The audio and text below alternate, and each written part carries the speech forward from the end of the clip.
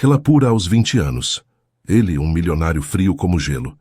Mas naquela primeira noite, algo dentro dele desmoronou por completo e ninguém estava preparado para o que aconteceu.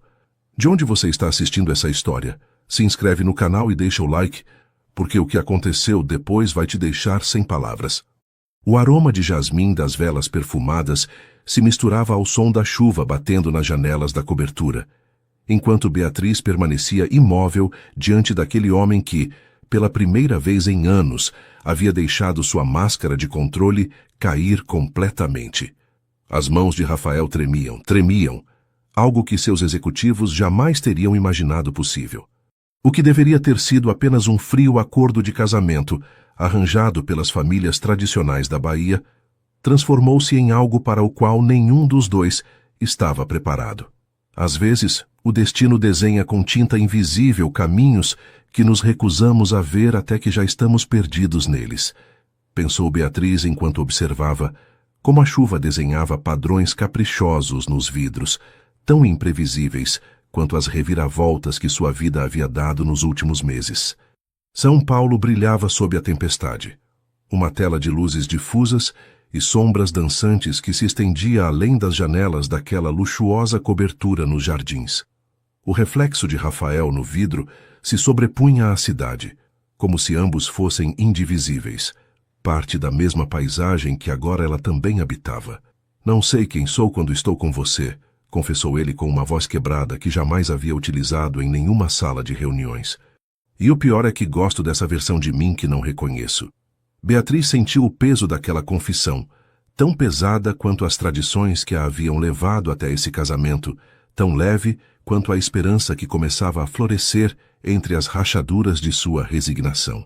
Naquela noite de confissões e máscaras caídas, algo havia mudado para sempre entre eles. E enquanto a tempestade castigava São Paulo, dois estranhos unidos por um contrato começavam, sem saber, a escrever a primeira página de uma história que nenhum deles havia planejado. O café fumegante sobre a mesa de mármore da varanda evocava em Beatriz os cafés da manhã dominicais no Pelourinho. 3 meses haviam se passado desde sua chegada a São Paulo, e a nostalgia de Salvador se manifestava nos pequenos rituais que mantinha em segredo, como se fossem um cordão umbilical invisível com seu passado. De sua posição privilegiada, observava o amanhecer sobre os telhados paulistanos, tão distintos das fachadas coloridas do bairro de sua infância. Aos 21 anos, Beatriz Santos se sentia como uma peça desencaixada no quebra-cabeça perfeito que Rafael Monteiro, seu marido de conveniência, havia construído meticulosamente durante 38 anos de cálculo e ambição. Tomando café sozinha de novo, a voz de Rafael a sobressaltou. Não o havia escutado chegar com aqueles passos silenciosos que pareciam projetados para não perturbar o silêncio requintado que reinava naquela cobertura. Gosto de ver a cidade despertar, respondeu ela, refugiando-se nessa meia-verdade que não revelava o quanto sentia falta dos sons e cheiros de sua Salvador natal. Rafael a observou com aquele olhar analítico que aplicava a tudo, como avaliando um investimento de alto risco. Já vestia o terno impecável para sua jornada de reuniões, enquanto o relógio de platina em seu pulso marcava um tempo que parecia transcorrer em ritmo diferente para ambos. Recebi um convite para o jantar beneficente do Hospital Albert Einstein neste fim de semana, comentou ele, deixando o envelope lacrado sobre a mesa. Minha assistente enviará opções de vestido apropriado. A palavra apropriado ressoou em Beatriz como um sino dissonante. Cada dia, em pequenos gestos e decisões, lembravam-na que seu papel era ser a esposa decorativa, a assinatura final em um contrato social que beneficiava ambas as famílias. Posso escolher meu próprio vestido, respondeu com uma suavidade que ocultava a firmeza gradual que começava a cultivar. Conheço a etiqueta para estes eventos. Por um instante fugaz, Rafael pareceu surpreso. Era a primeira vez que ela questionava, ainda que sutilmente, o roteiro não escrito de seu casamento. Nos olhos de Beatriz brilhou um lampejo que ele não havia notado antes, um vestígio de personalidade sob camadas de educação tradicional e boas maneiras baianas. Como preferir, concedeu finalmente consultando seu relógio. Estarei em Campinas até amanhã. Há assuntos urgentes com investidores do interior. Quando Rafael saiu, Beatriz permaneceu contemplando a cidade, agora agitada e desperta. Em sua mente, traçava um mapa mental da liberdade que começava a descobrir naquela gaiola dourada. São Paulo, com suas ruas desconhecidas e possibilidades inexploradas, oferecia-lhe algo que Salvador, com todo o seu encanto, nunca pôde lhe dar: anonimato para se reinventar. Eles não sabem quem posso ser, sussurrou para si mesma. Porque nem eu mesma sei ainda. A galeria de arte na Vila Madalena cheirava a tinta fresca e café recém-moído. Beatriz observava fascinada, como Dona Zuleide, uma mulher nordestina de 60 anos com mãos manchadas de tinta e uma risada contagiante, explicava técnicas de aquarela a um pequeno grupo de estudantes. A água e a cor são como as pessoas, menina, disse-lhe Dona Zuleide quando a aula terminou, e ficaram sozinhas entre telas e pincéis. Se você tenta controlá-las demais, elas perdem sua essência. É preciso deixá-las fluir, guiá-las suavemente, mas respeitar sua natureza. Essas palavras ressoaram em Beatriz além da técnica pictórica. Nas últimas semanas, havia encontrado naquela pequena galeria um refúgio onde ser algo mais que a esposa de Rafael Monteiro. Ali era simplesmente Bia, a moça de Salvador, com talento para captar a luz tropical em suas aquarelas. E o que vai fazer com todas essas maravilhas que está criando? Perguntou Dona Zuleide, apontando para a pasta onde Beatriz guardava zelosamente seus trabalhos. Não sei, confessou. Rafael nem sabe que venho aqui. Dona Zuleide a olhou com aquela sabedoria que só os anos e o coração partido mais de uma vez concedem. Os segredos têm pernas, minha filha. Mais cedo ou mais tarde, eles saem andando. Naquela tarde, ao retornar à cobertura vazia, Beatriz tomou uma decisão impulsiva. Selecionou uma de suas aquarelas, um bem-te-vi pousado no corrimão de ferro forjado da varanda, e a deixou sobre a escrivaninha de Rafael, junto a uns versos de Carlos Drummond de Andrade. No meio do caminho, tinha uma pedra no meio do caminho. Não assinou o recado. Não era necessário. Somente eles dois habitavam aquele espaço asséptico de design minimalista, onde cada objeto parecia calculado para impressionar, não para viver. Nos dias seguintes, como quem desenvolve uma linguagem secreta, Beatriz começou a deixar pequenos recados e desenhos pela cobertura. Um esboço do amanhecer sobre o Parque Ibirapuera na geladeira. Um poema de Cecília Meirelles junto à cafeteira. Uma aquarela de ipês floridos no espelho da entrada. Rafael nunca mencionava esses achados, mas Beatriz havia notado que eles desapareciam de onde os deixava. Uma noite, enquanto ele trabalhava em seu escritório, ela se aventurou a perguntar: "Os recados que deixo te incomodam?" Rafael levantou o olhar de seus documentos, a surpresa brevemente visível em suas feições, habitualmente impassíveis. "Por que me incomodariam?" respondeu com uma pergunta, evitando revelar o que realmente sentia. "Porque eles alteram a ordem", disse Beatriz, percorrendo com o olhar o escritório meticulosamente organizado. "Aí você gosta de ter tudo sob controle." Algo mudou sutilmente na expressão de Rafael, como se uma porta entreaberta deixasse passar um fio de luz. "Há uma ordem no seu caos", confessou finalmente. "Abro a geladeira esperando encontrar seu recado sobre o café que descobriu na Vila Madalena, ou entro no banheiro me perguntando que fragmento de Clarice Lispector me espera hoje." Naquela noite, pela primeira vez, jantaram juntos sem a presença de sócios comerciais ou compromissos sociais. Não falaram de negócios nem de obrigações familiares.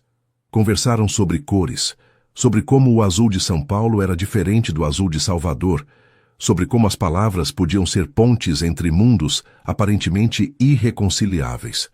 O céu sobre São Paulo havia escurecido subitamente naquela tarde, como se uma cortina de veludo negro tivesse caído sobre a cidade. Beatriz observava da janela da cobertura como os relâmpagos desenhavam geometrias efêmeras entre os edifícios, enquanto as primeiras gotas, grossas e contundentes, começavam a bater nos vidros. "Vai ser uma tempestade forte", murmurou para si mesma, admirando o espetáculo atmosférico com o fascínio de quem cresceu em terras mais ensolaradas. O telefone tocou, interrompendo sua contemplação. Era Rafael, sua voz mais tensa que o habitual. Beatriz, estou chegando ao prédio. Temos jantar com os investidores japoneses em 1 hora. Está pronta? Ela havia esquecido completamente aquele compromisso. As horas na galeria de Dona Zuleide, aperfeiçoando uma técnica de aquarela que combinava sal e álcool para criar texturas cristalinas, haviam apagado de sua mente a agenda social que Rafael mantinha com precisão militar. Estarei pronta, prometeu, enquanto calculava mentalmente o tempo necessário para se transformar na esposa perfeita que se esperava dela. Quando o elevador parou no saguão para pegar Rafael, Beatriz já esperava dentro, vestida em um elegante vestido cor de vinho que ressaltava o tom oliváceo de sua pele baiana. O cabelo preso em um coque baixo deixava à mostra brincos de granada, presente de sua avó, que brilhavam como gotas de sangue cristalizado.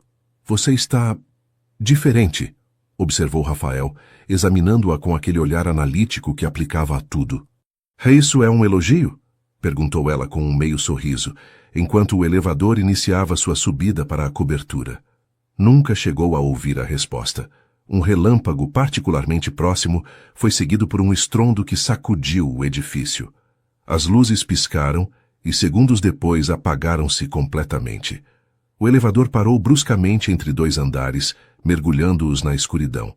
Perfeito, resmungou Rafael, sua frustração palpável na penumbra. O facho de luz de seu celular iluminou tenuemente o pequeno espaço, projetando sombras alongadas sobre seus rostos. Não há sinal, acrescentou, após várias tentativas infrutíferas de chamada. O sistema de emergência deveria ativar em alguns minutos. Mas os minutos se transformaram em meia hora, e a meia hora em 1 hora completa. A tempestade aumentava lá fora, e o silêncio incômodo dentro do elevador só era interrompido pelo som da chuva batendo contra o edifício. As tempestades te assustam? Perguntou finalmente Beatriz, incapaz de suportar mais aquela tensão silenciosa. Não me assustam as tempestades, respondeu Rafael após uma pausa.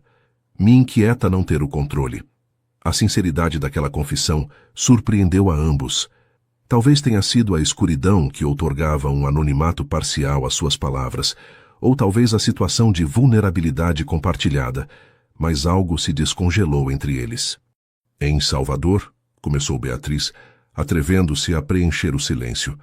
Minha avó dizia que as tempestades são conversas entre o céu e a terra, que por isso doem tanto e são tão bonitas. Na penumbra, Rafael sorriu quase imperceptivelmente. Soa como algo que minha mãe teria dito. Ela era poética. Era? Perguntou Beatriz suavemente. Morreu quando eu tinha 12 anos, respondeu ele, com uma voz que parecia vir de muito longe, como se atravessasse décadas para chegar ao presente. E assim, presos entre 2 andares de um edifício luxuoso no bairro mais exclusivo de São Paulo, Rafael Monteiro começou a desenterrar memórias que havia mantido sepultadas durante anos. Falou de sua infância no Capão Redondo, de como seu pai perdeu tudo em um mau investimento, das noites de insônia escutando discussões sobre dinheiro e da promessa silenciosa que fez a si mesmo de nunca mais sentir a vulnerabilidade da pobreza. Beatriz, por sua vez, compartilhou seus sonhos de estudar arquitetura paisagística, inspirada pelos jardins coloniais que visitava cada semana em sua adolescência no Pelourinho. Falou da pressão familiar para ser uma boa filha, das expectativas nunca explicitadas, mas sempre presentes, e do medo de decepcionar aqueles que tanto haviam se sacrificado por ela. 4 horas depois, quando os técnicos finalmente conseguiram abrir as portas do elevador, algo fundamental havia mudado entre eles. Não era amor, nem sequer amizade ainda, mas as sementes de uma cumplicidade inesperada haviam sido plantadas em terra fértil. O jantar com os investidores japoneses, é claro, havia sido cancelado devido à tempestade. Encharcados e exaustos, chegaram finalmente à cobertura. Acho que tem vinho na cozinha, disse Rafael afrouxando a gravata com um gesto que tinha algo de libertação. Aceita uma taça? Beatriz sorriu, tirando os saltos altos que haviam começado a torturá-la durante as horas de confinamento. Só se você me deixar fazer macarrão, estou faminta. E assim, sob a luz das velas, pelo apagão que ainda afetava o edifício, compartilharam o primeiro jantar verdadeiramente íntimo de seu casamento. O vinho tinto se misturava com risos e confissões cada vez mais profundas, enquanto a tempestade, gradualmente, se afastava de São Paulo, deixando para trás um ar limpo e novas possibilidades. Junho despregava seu esplendor sobre São Paulo, vestindo o Parque Ibirapuera com um manto de flores e enchendo o ar de uma quentura que convidava a viver nas ruas. A cidade fervilhava com os preparativos para as festas juninas, transformando cada praça em um palco e cada rua em um desfile de cores e tradições. Beatriz observava fascinada da varanda da cobertura como os casais, vestidos com roupas caipiras tradicionais, começavam a se congregar no parque para a quermesse do bairro. O som do forró chegava amortecido até ela, junto com fragmentos de conversas e risadas que subiam como bolhas em uma taça de espumante. "Você nunca esteve em uma festa junina?"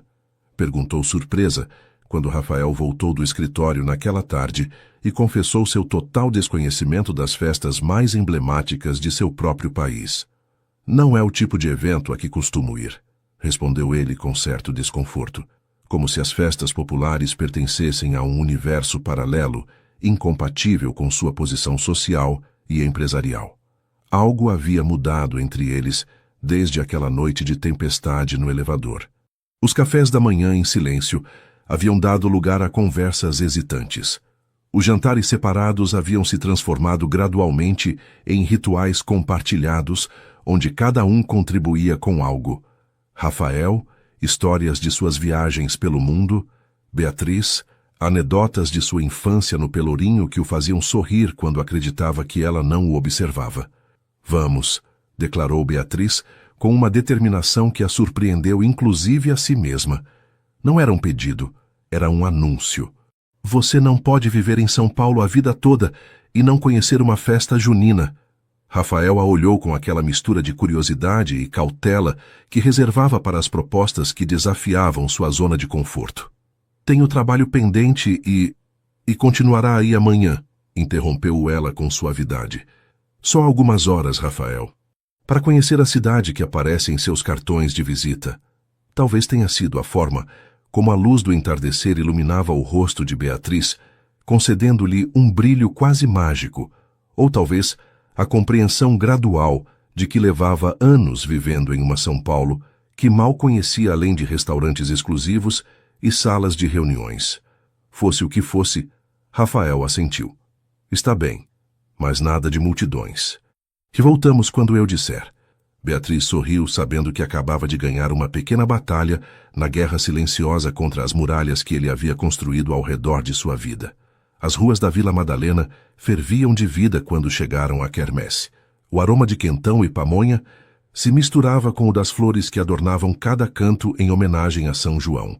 Casais de todas as idades dançavam forró ao compasso das sanfonas, enquanto os vendedores ambulantes ofereciam maçãs do amor e pé de moleque aos transeuntes.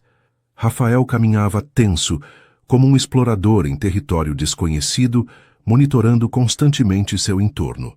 Beatriz, por outro lado, se imergia na celebração com o entusiasmo de quem descobre um tesouro longamente procurado. Comprava doces, arrastava Rafael de barraca em barraca e o convencia a provar quentão servido em copos de papel. "Está doce demais", queixou-se ele após o primeiro gole, mas Beatriz notou como segundos depois ele bebia outro gole mais longo. Quando chegaram ao centro da quermesse, o coração das festas, o sol começava a se pôr, tingindo o céu de São Paulo com tons alaranjados e púrpuras que nenhum pintor poderia reproduzir fielmente. A música ao vivo convidava à dança, e as famílias estendiam toalhas sobre a grama para compartilhar comidas, enquanto as crianças corriam entre risos. "Vamos dançar", propôs Beatriz impulsivamente, apontando para a pista improvisada, onde vários casais se moviam ao ritmo de um forró tradicional. "Eu não danço", respondeu Rafael automaticamente, como quem recita um fato incontestável. "Todo mundo dança", replicou ela, pegando-o pela mão com uma audácia que semanas atrás teria sido impensável. Só é preciso encontrar a música adequada. Talvez tenha sido o ambiente festivo, ou o quentão inesperadamente forte, ou simplesmente o sorriso de Beatriz, luminoso sob as guirlandas de luzes que começavam a se acender com a chegada do anoitecer. Mas Rafael Monteiro, o homem que nunca dançava, deixou-se guiar até a pista. Seus primeiros passos foram desajeitados e autoconscientes.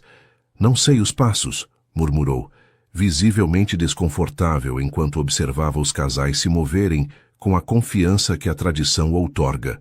"Eu também não", confessou Beatriz com uma risada. "Vamos improvisar nosso próprio baile." E assim fizeram. Em meio a casais experientes e avós que haviam dançado esses mesmos ritmos durante décadas, Rafael e Beatriz inventaram sua peculiar versão do forró. Ele gradualmente abandonando a rigidez de seus ombros, ela guiando-o com uma alegria contagiante que parecia iluminá-la de dentro.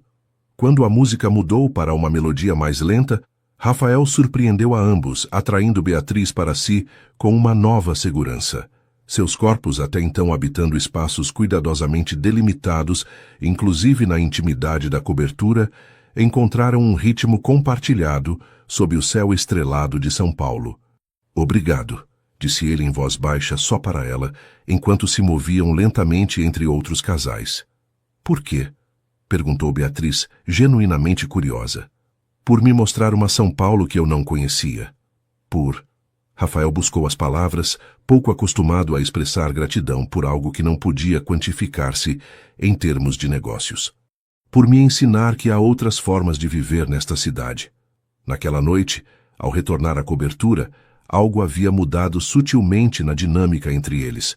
Não era só que haviam compartilhado um momento de conexão autêntica, mas que ambos haviam vislumbrado possibilidades que o contrato matrimonial nunca contemplou: a de encontrar alegria na presença do outro. O terraço do Café Bela Vista fervilhava de vida naquela manhã de julho. Beatriz havia escolhido uma mesa no canto, parcialmente sombreada por um toldo listrado, que se movia suavemente com a brisa. Dali, podia observar o ir e vir dos paulistanos pela Avenida Paulista, cada um imerso em seu próprio universo de preocupações e alegrias. "Bia, você está radiante." Priscila apareceu entre a multidão como uma exalação de cor e energia. Prima e melhor amiga desde a infância, era a única pessoa de Salvador que havia mantido contato regular com ela após o casamento.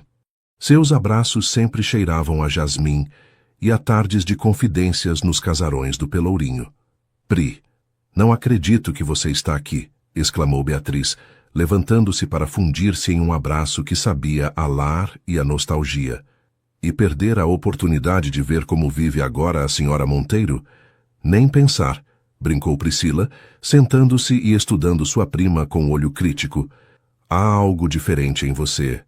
Parece mais paulistana?", sugeriu Beatriz com um sorriso.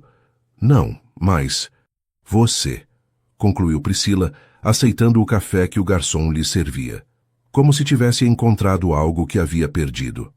As duas primas se mergulharam em uma conversa que fluía sem esforço, saltando de temas como só podem fazê-lo aqueles que compartilham não apenas lembranças, mas também códigos secretos forjados em anos de cumplicidade.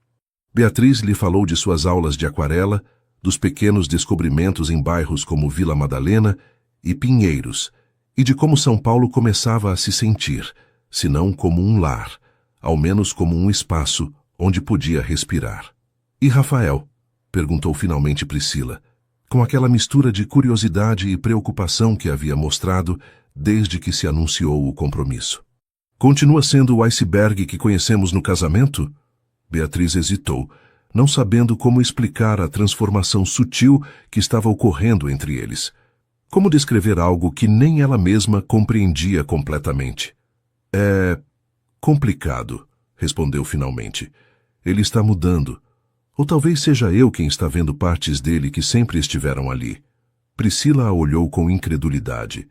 "Você está me dizendo que o homem que mal te dirigiu a palavra no seu próprio casamento tem coração?"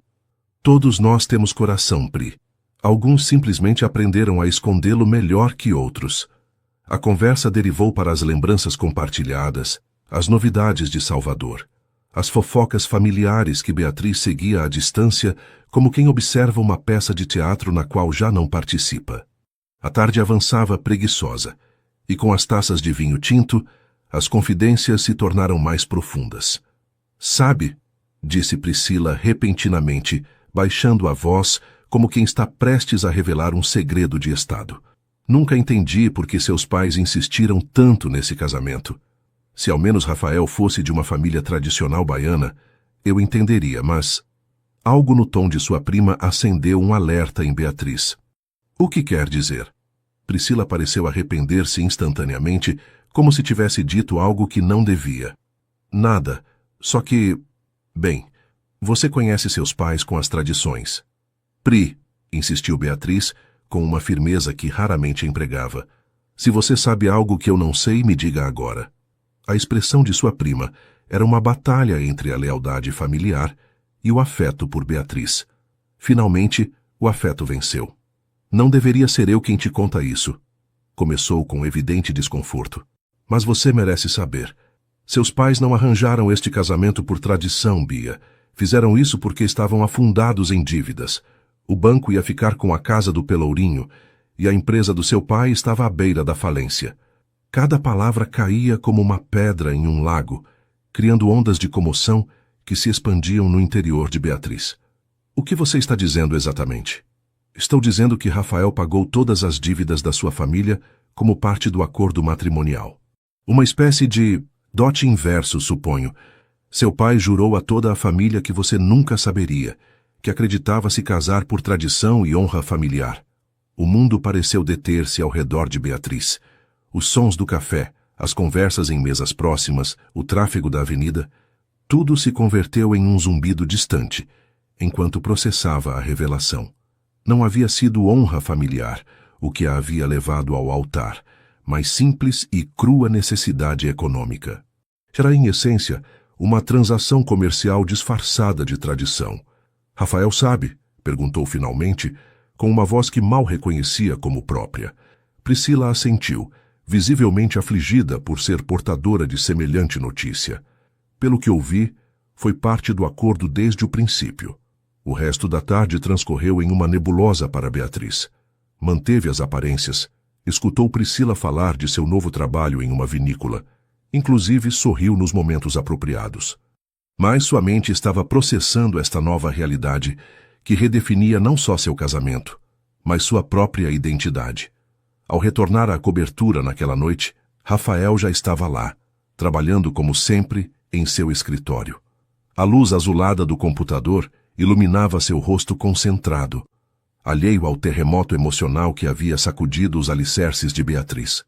Durante 3 dias, ela mal conseguiu olhá-lo nos olhos.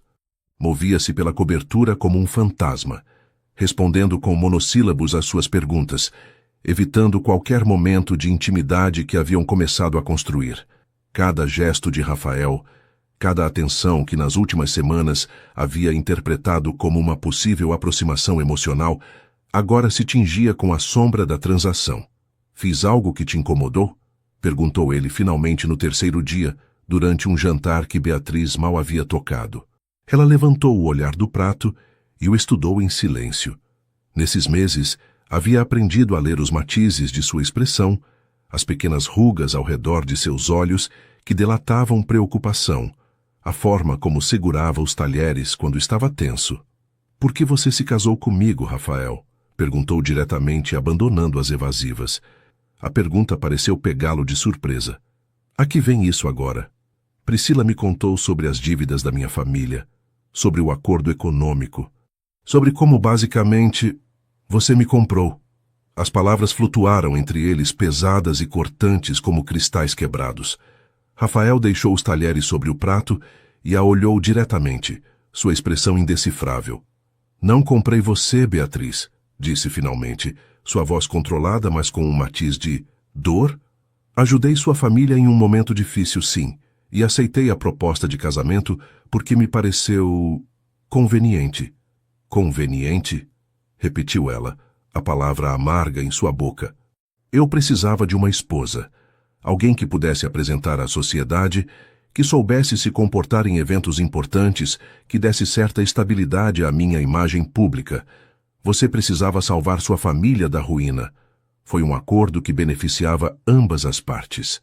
A frieza analítica com que descrevia sua união deveria tê-la ferido, mas havia algo mais em seu tom, algo que Beatriz não podia identificar completamente. E por que não me disse? Por que me deixar acreditar que era tudo por tradição familiar? Rafael suspirou, passando uma mão pelo cabelo em um gesto inusualmente vulnerável. Porque essa foi a condição do seu pai. Ele insistiu para que você nunca soubesse, que acreditasse que era um casamento arranjado à moda antiga. Suponho que era uma forma de preservar seu orgulho. O silêncio se instalou entre eles, denso e carregado de emoções não expressadas. Beatriz sentia como se estivesse vendo sua vida através de um caleidoscópio que alguém acabara de girar, alterando por completo o padrão que acreditava conhecer. Sabe qual é o pior? Disse finalmente com voz baixa. Que eu estava começando a pensar que podia haver algo real entre nós, que talvez com o tempo... Não terminou a frase. Não era necessário. Rafael a olhava com uma intensidade que nunca havia mostrado antes. Beatriz, começou escolhendo suas palavras com o cuidado de quem caminha sobre gelo fino. O fato de que nosso casamento começou como um acordo não significa que não possa se transformar em algo mais. As circunstâncias que nos uniram não definem quem somos, nem o que podemos chegar a ser um para o outro. Era a declaração mais sincera e vulnerável que jamais havia escutado dele. E em seus olhos, habitualmente calculistas e frios, brilhava algo novo, esperança. A mesma esperança frágil que ela havia começado a cultivar durante esses meses de convivência. Preciso de tempo, respondeu Beatriz, levantando-se da mesa, para pensar, para entender quem sou realmente nesta história. Rafael assentiu, respeitando seu espaço. Todo o que você precisar. Naquela noite, enquanto contemplava São Paulo da varanda de seu quarto, Beatriz refletia sobre as estranhas voltas do destino. Havia chegado àquela cidade se sentindo uma mercadoria em um intercâmbio familiar. Agora descobria que, efetivamente, havia sido parte de uma transação, mas não do tipo que imaginava. E em meio a essa verdade dolorosa, encontrava uma liberdade inesperada. Se seu casamento havia sido, desde o princípio, um contrato entre adultos conscientes, talvez tivesse a liberdade de renegociar seus termos, ou inclusive de transformá-lo em algo completamente diferente do que ambos haviam esperado. O escritório de Rafael na Avenida Brigadeiro Faria Lima vibrava com a tensão acumulada de uma reunião que se havia estendido por horas. Os executivos da multinacional alemã que propunham a fusão haviam partido finalmente, deixando para trás pastas de documentação, projeções financeiras e uma decisão pendente que alteraria o rumo da empresa. Rafael permanecia junto à janela panorâmica, observando São Paulo estender-se a seus pés como um tabuleiro de jogo onde cada movimento tinha consequências calculáveis. A proposta era clara: transferir a sede central para Curitiba, fundir-se com o gigante alemão, triplicar operações em 3 anos. Os números eram impecáveis, a estratégia sólida. Em termos puramente racionais, a decisão estava tomada. E, no entanto, algo o detinha. Senhor Monteiro, a voz de sua assistente interrompeu seus pensamentos. Sua esposa acaba de chegar. Diz que vocês têm um compromisso. Rafael consultou seu relógio, surpreso. Havia esquecido completamente que tinha combinado encontrar-se com Beatriz para visitar uma exposição no MASP. Desde a revelação sobre a verdadeira origem de seu casamento, ambos caminhavam sobre a corda bamba de uma relação em redefinição. Não haviam voltado a falar diretamente do tema, mas algo havia mudado entre eles. Uma honestidade nova, despojada de pretensões. Peça que entre, por favor. Beatriz apareceu no limiar, luminosa em um vestido simples cor turquesa, que contrastava com a sobriedade do escritório. Rafael notou os olhares discretos, mas apreciativos de seus funcionários, enquanto ela avançava em sua direção. Depois de 8 meses em São Paulo, Beatriz se movia com uma confiança nova, como se tivesse encontrado seu lugar não apenas na cidade, mas também dentro de sua própria pele. Lamento interromper, disse ela, estudando os restos da reunião. Xícaras de café pela metade, documentos espalhados sobre a mesa de conferências. Parece que você está ocupado. Podemos cancelar a exposição. Rafael surpreendeu-se a si mesmo, negando com a cabeça. Não, vai me fazer bem espairecer. Foi um dia complicado. Enquanto desciam no elevador, um silêncio confortável se instalou entre eles.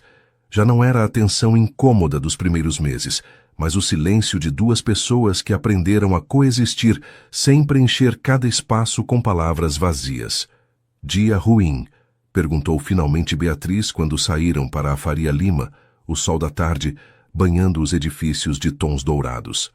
Rafael considerou a pergunta enquanto caminhavam. Semanas atrás, teria respondido com alguma generalidade ou desviado a conversa. Agora algo o impulsionava para a honestidade. Tenho que tomar uma decisão importante, confessou. Uma que mudaria muitas coisas.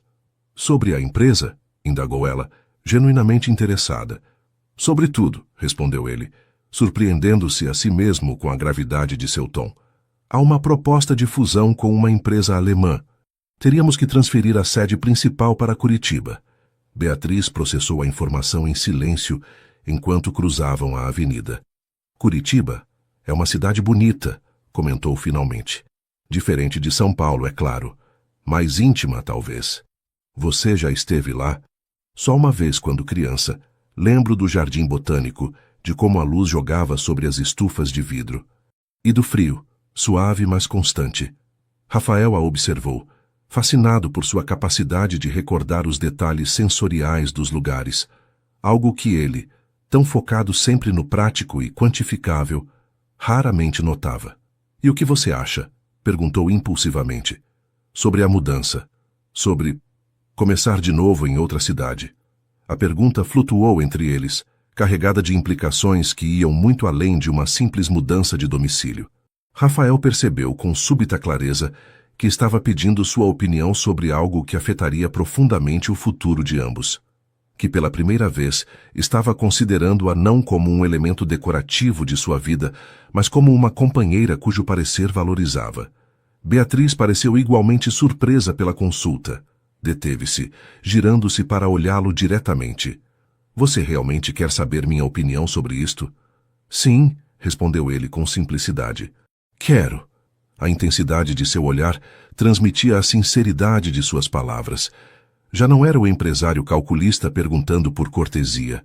Era um homem em uma encruzilhada, buscando conselho em alguém cuja perspectiva havia começado a valorizar.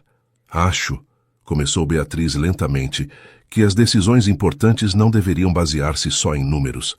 O que parece perfeito em um papel pode sentir-se completamente equivocado no coração.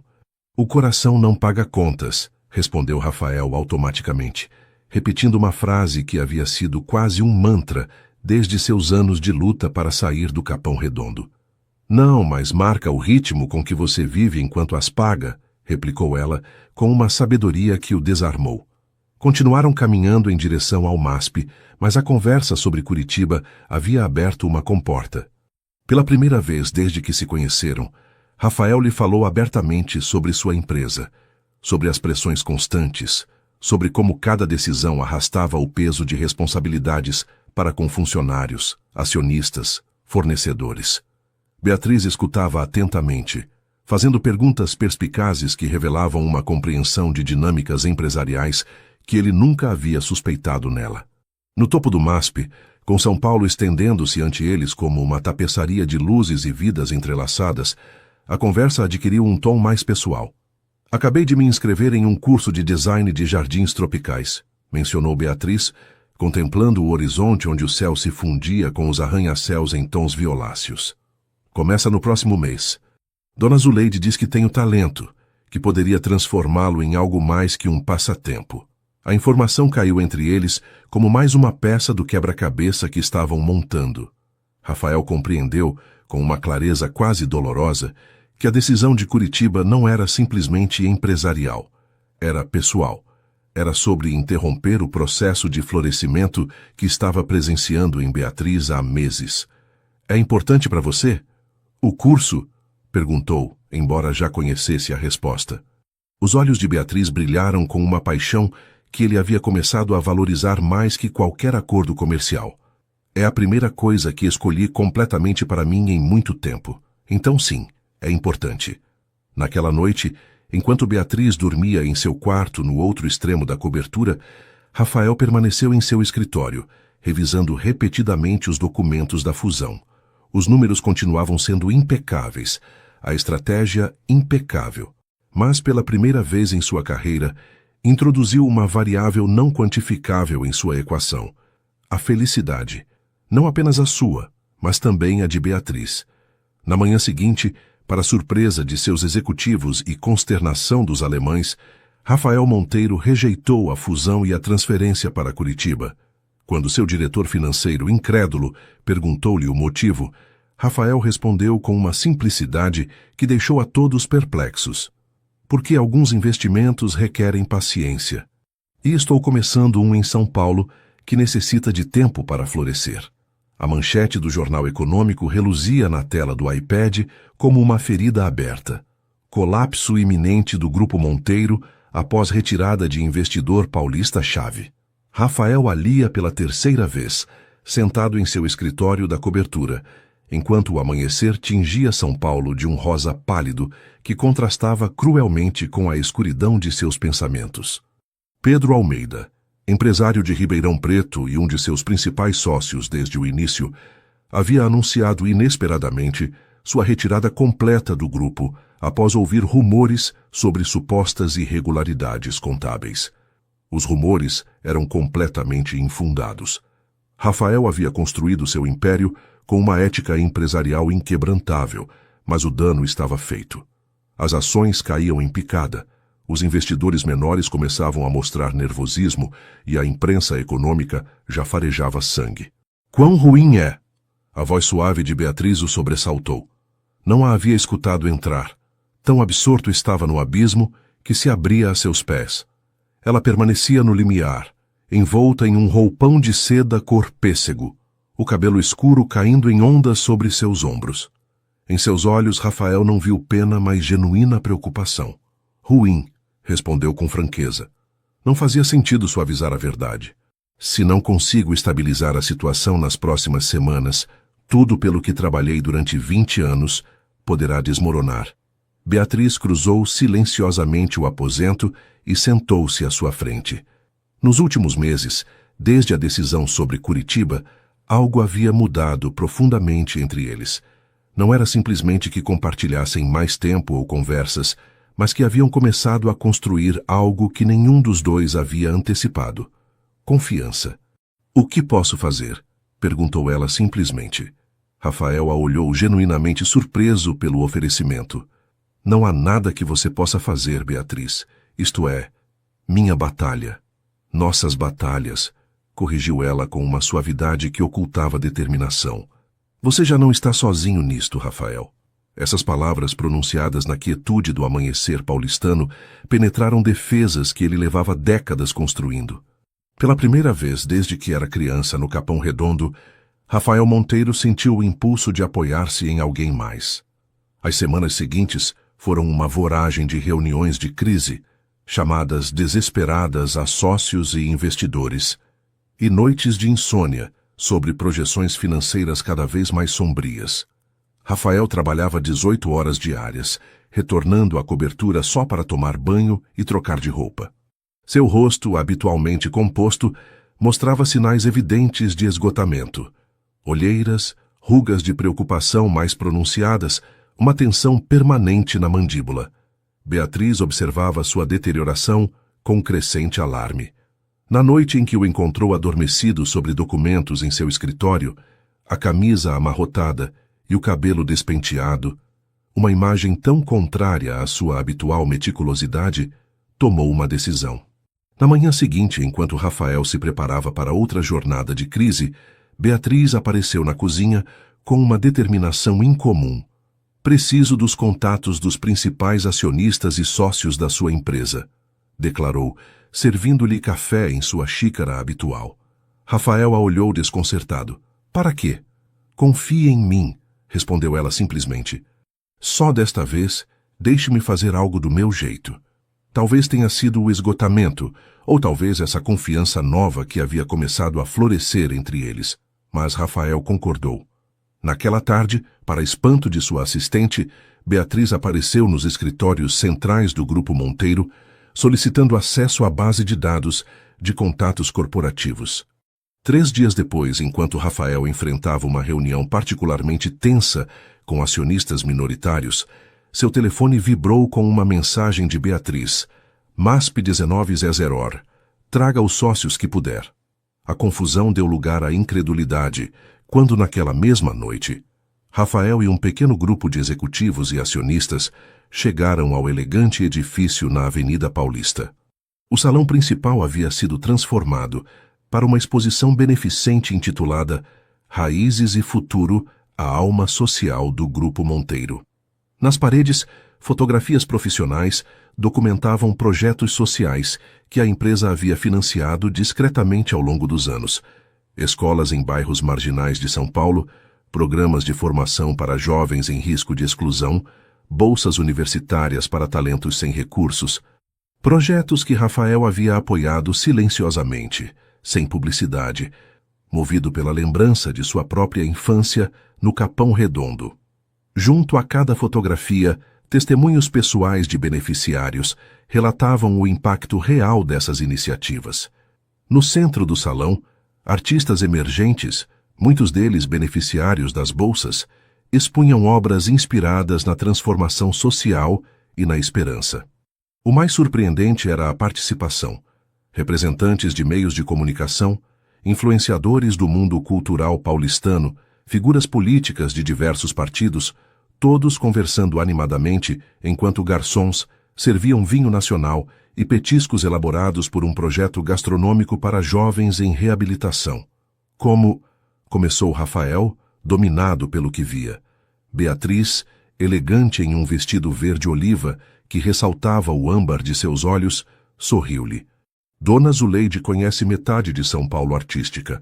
As pessoas de seus projetos sociais conhecem a outra metade. Só tive que conectar os pontos. Mas a mídia nunca se interessou por estas iniciativas, porque você nunca lhes mostrou a história humana por trás dos números, explicou ela. As pessoas não se conectam com estatísticas, Rafael. Conectam-se com histórias de esperança e transformação. Naquela noite, enquanto os presentes davam lances por obras de arte, cujos benefícios seriam destinados a ampliar os programas sociais do grupo, Rafael observava Beatriz mover-se com desenvoltura entre convidados, conectando um editor com um jovem artista, apresentando um político conservador a uma educadora de Pinheiros, tecendo uma rede de relações que transcendia as habituais divisões sociais e políticas de São Paulo. Não era só sua beleza que captava a atenção, mas uma autenticidade que resultava magnética. Falava dos projetos com paixão genuína, conhecia pelo nome cada um dos jovens bolsistas e, quando relatava histórias de superação, fazia-o a partir de um lugar de profundo respeito, não de condescendência caritativa. À meia-noite, quando o último convidado se retirou e ficaram sozinhos no terraço do MASP, São Paulo brilhava sob eles como um manto de estrelas caídas. Rafael aproximou-se de Beatriz, que contemplava a cidade com expressão serena.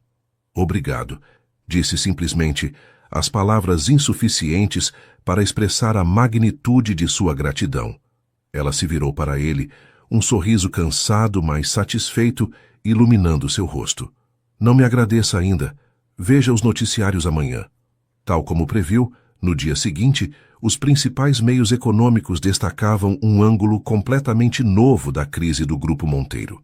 Já não se falava de possíveis irregularidades, mas da faceta desconhecida de um império empresarial com profundo compromisso social e valores arraigados na comunidade.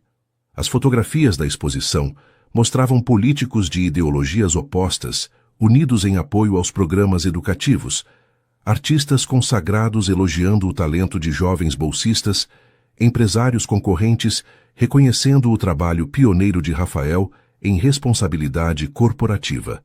A narrativa havia mudado completamente. E com ela, a percepção pública.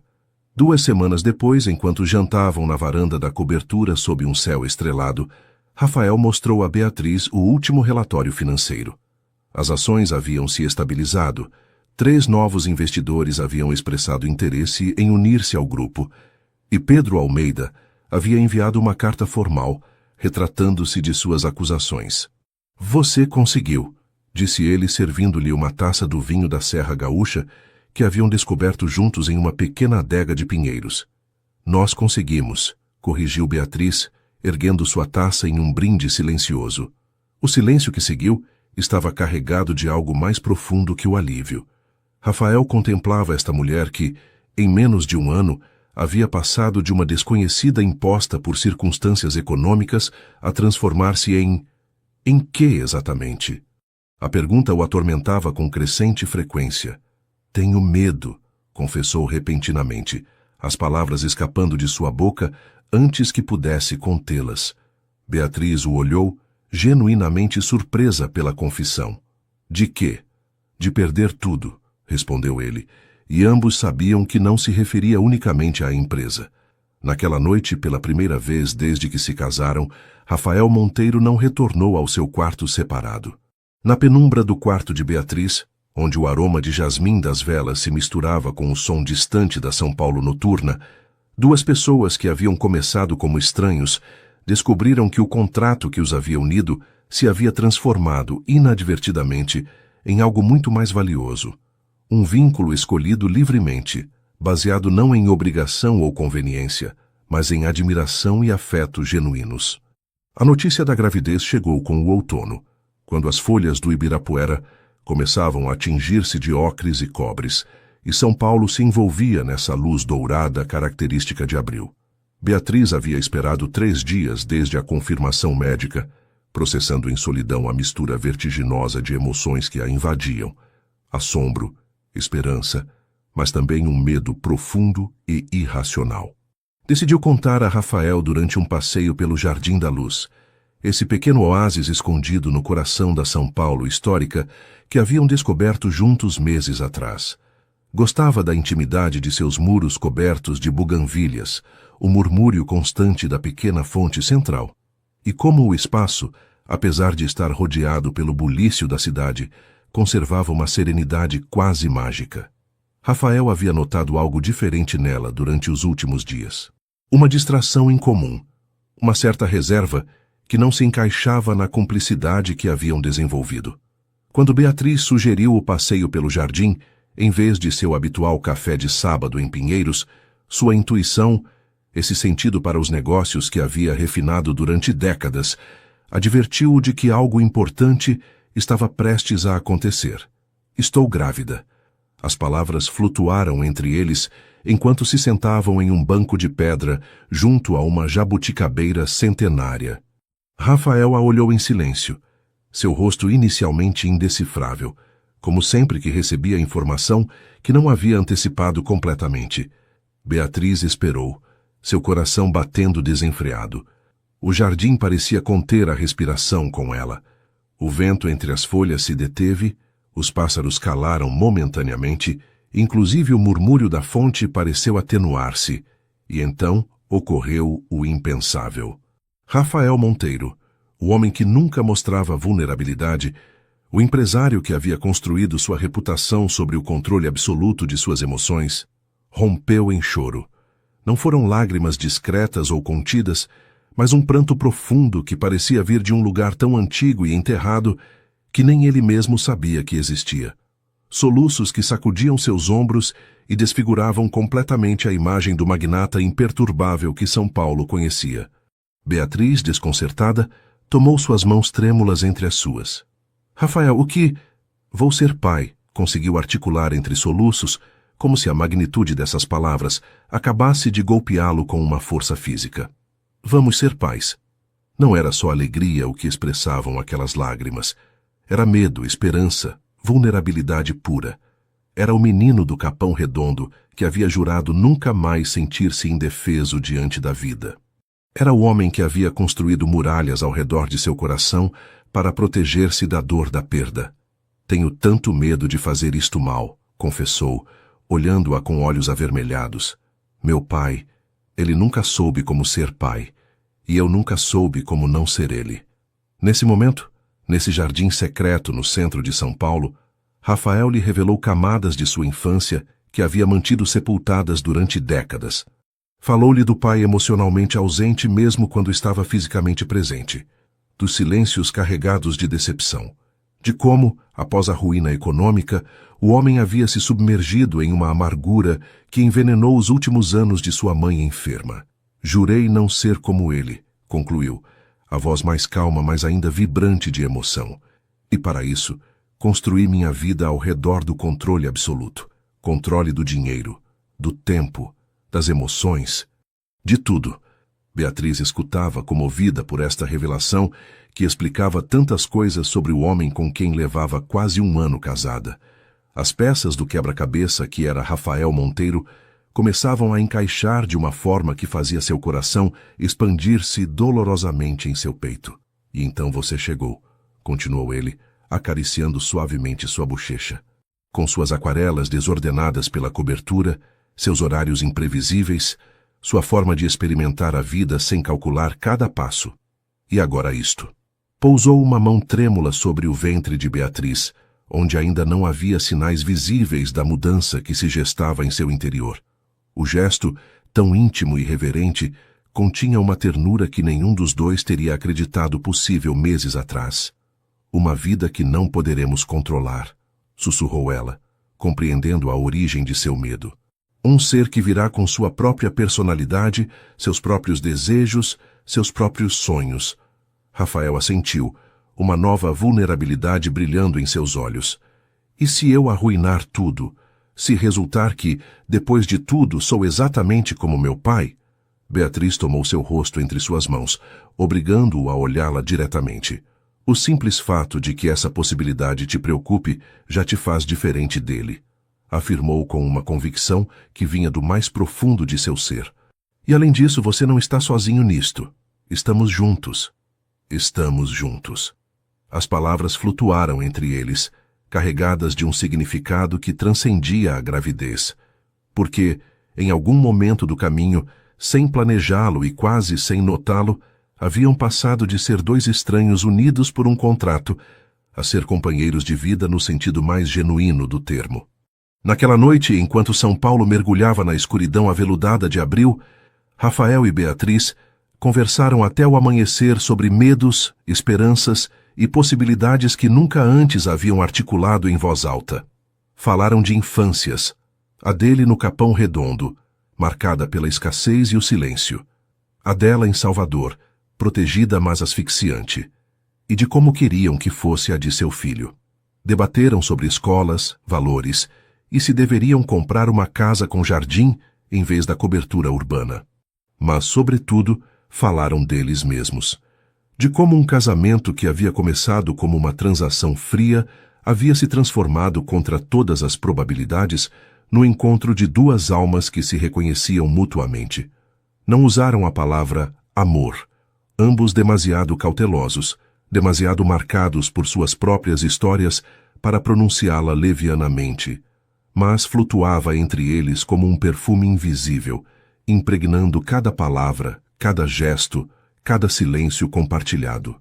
Com o primeiro raio de sol filtrando-se pelas janelas da cobertura, Rafael tomou uma decisão que mudaria o curso de sua vida. Começaria terapia. Ele, que sempre havia considerado a ajuda psicológica como uma debilidade inadmissível, compreendeu que enfrentar os fantasmas de sua infância era o ato mais valente e responsável que podia realizar por seu futuro filho, e por Beatriz, e por ele mesmo. Quero ser melhor, declarou enquanto o amanhecer tingia São Paulo de tons rosados. Por nosso filho, por nós. Beatriz entrelaçou seus dedos com os dele, reconhecendo o peso e a beleza desse compromisso. Você já é, respondeu com simplicidade. Cada dia um pouco mais. A chamada de Salvador chegou em uma tarde chuvosa de maio. Beatriz encontrava-se no estúdio recém-habilitado na cobertura, trabalhando nos esboços de seu projeto final para o curso de design de jardins tropicais. O telefone vibrou sobre a mesa de desenho, projetando o nome de sua mãe na tela. As conversas com seus pais haviam se tornado escassas e tensas, desde que descobriu a verdade sobre o acordo matrimonial. Não havia confrontação aberta. Os Santos não eram família de enfrentamentos diretos, mas sim um distanciamento silencioso que pesava sobre todos como uma névoa espessa. Mãe, respondeu deixando de lado o lápis com o qual traçava um espelho d'água inspirado nas fontes coloniais. A voz de Márcia Santos soava inusualmente hesitante do outro lado da linha. Pia querida, seu pai e eu estamos em São Paulo. A notícia a surpreendeu. Seus pais tão arraigados a Salvador que consideravam qualquer viagem fora da Bahia quase como uma expedição ao exterior, em São Paulo sem aviso prévio. Algo importante devia estar acontecendo. Aconteceu alguma coisa? Perguntou a preocupação filtrando-se em seu tom. Não, é só que precisamos falar com você. Com vocês, se possível. 2 horas mais tarde, Beatriz observava seus pais sentados desconfortavelmente no sofá minimalista da sala. Antônio Santos, habitualmente seguro de si mesmo, parecia ter envelhecido 10 anos desde a última vez que o viu.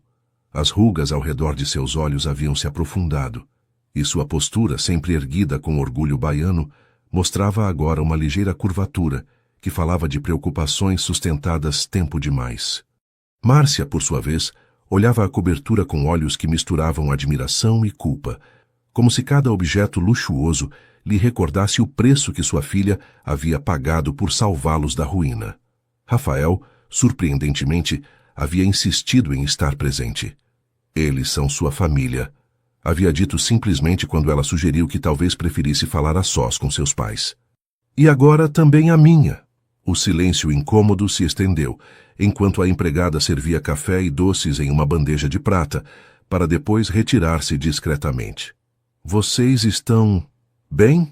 Começou Beatriz, incapaz de suportar mais aquela tensão. Antônio pigarreou, passando uma mão pelo cabelo grisalho, com um gesto que ela reconhecia de sua infância. Seu pai se preparava para dizer algo difícil. Viemos para nos desculpar, anunciou finalmente, as palavras saindo com esforço evidente.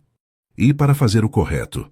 Márcia abriu sua bolsa e extraiu um envelope que depositou sobre a mesa de centro. É o primeiro pagamento, explicou, evitando olhar diretamente para Rafael. Vendemos a casa da praia em Porto Seguro. Os pagamentos mensais começarão na semana que vem, quando se formalize a venda do local comercial no Pelourinho. Beatriz olhou o envelope confusa. Pagamentos? Do que vocês estão falando? Estamos devolvendo o dinheiro que Rafael pagou por nossas dívidas, respondeu Antônio, um rubor de vergonha tingindo suas bochechas. Com juros. O impacto daquelas palavras caiu sobre Beatriz como um golpe. Seus pais, orgulhosos até a medula, vendendo propriedades familiares para saldar uma dívida que ela nem sabia que consideravam pendente. A imagem de seu pai engolindo o orgulho para entregar esse dinheiro a Rafael, o homem a quem haviam entregado sua filha como parte de uma transação, provocou-lhe um nó na garganta. Não é necessário, interveio Rafael, com uma suavidade que surpreendeu a todos. Esse acordo já está saldado. Antônio negou firmemente com a cabeça. Um Santos sempre paga suas dívidas. Vivemos estes meses com a vergonha de saber que vendemos a felicidade de nossa filha por dinheiro. Que a enganamos sobre as razões de seu casamento. Não podemos continuar vivendo assim. Lágrimas silenciosas escorriam pelas bochechas de Márcia enquanto seu marido falava. Te falhamos, Beatriz. Pensamos que fazíamos o melhor para todos, mas te utilizamos. E o pior é que te ocultamos a verdade, permitindo que acreditasse em tradições familiares que só eram desculpas para nosso desespero econômico. O ambiente ficou em silêncio, só interrompido pelo tic-tac do relógio antigo que Rafael havia herdado de seu avô materno, a única peça familiar em toda a cobertura. Beatriz sentia um turbilhão de emoções contraditórias. Dor pelo engano, compreensão pela desesperação que havia empurrado seus pais a tais extremos, gratidão por sua coragem ao enfrentar agora a verdade e uma estranha sensação de liberação ao ver exposto completamente o que durante tanto tempo havia sido um segredo às claras. Não quero o dinheiro de vocês, disse finalmente, sua voz firme, mas não dura. O que quero é honestidade. respeito. Uma relação baseada na verdade, não em aparências e obrigações. Rafael a observava com uma mistura de orgulho e assombro. Esta Beatriz, segura de si mesma, capaz de estabelecer limites claros com seus pais, era um testemunho vivo de quanto havia crescido desde aquela jovem tímida que chegou a São Paulo com a resignação pintada no rosto. Beatriz tem razão, interveio para a surpresa de todos. O dinheiro não é relevante aqui. O que importa é que construamos uma relação familiar baseada no respeito mútuo. Fez uma pausa, escolhendo cuidadosamente suas próximas palavras. Além disso, há algo que vocês deveriam saber. Olhou para Beatriz, buscando sua aprovação, e quando ela assentiu, continuou. Vocês vão ser avós. A notícia transformou instantaneamente a atmosfera do ambiente. Márcia levou ambas as mãos à boca, sufocando uma exclamação de surpresa e alegria. Antônio piscou rapidamente, tentando conter a emoção que ameaçava transbordar sua habitual compostura. Um neto, murmurou Márcia, as lágrimas agora de alegria misturando-se com as de remorso. Oh, Beatriz! O que seguiu foi uma tarde de reconciliação cautelosa. Nem tudo podia resolver-se em algumas horas, e as feridas causadas pelo engano necessitariam tempo para sanar completamente. Mas enquanto compartilhavam o jantar na varanda da cobertura, com São Paulo estendendo-se sob eles como um manto de luzes na noite outonal, os cimentos de uma nova relação familiar começavam a tomar forma. Rafael, observando Beatriz interagir com seus pais, agora com uma confiança e autenticidade que antes não existiam, compreendeu algo fundamental. A família que estavam prestes a formar não estaria definida por contratos ou conveniências sociais. Seria um espaço de verdade, respeito e carinho genuíno. Um lar no sentido mais profundo do termo. Nessa noite, enquanto os Santos retornavam a seu hotel com a promessa de voltar no dia seguinte para um passeio por São Paulo guiado por sua filha, Rafael e Beatriz permaneceram na varanda, contemplando as estrelas que conseguiam abrir caminho entre a poluição luminosa da cidade. "Em que você está pensando?" perguntou ele, notando a expressão reflexiva de Beatriz. "Em como as coisas mais dolorosas às vezes abrem caminho às mais belas", respondeu ela, sua mão descansando inconscientemente sobre seu ventre apenas abaulado. "Se meus pais não estivessem desesperados, se não nos tivessem empurrado a este casamento, nunca teríamos nos conhecido realmente", completou Rafael entrelaçando seus dedos com os dela. "É curioso como funciona a vida, não é?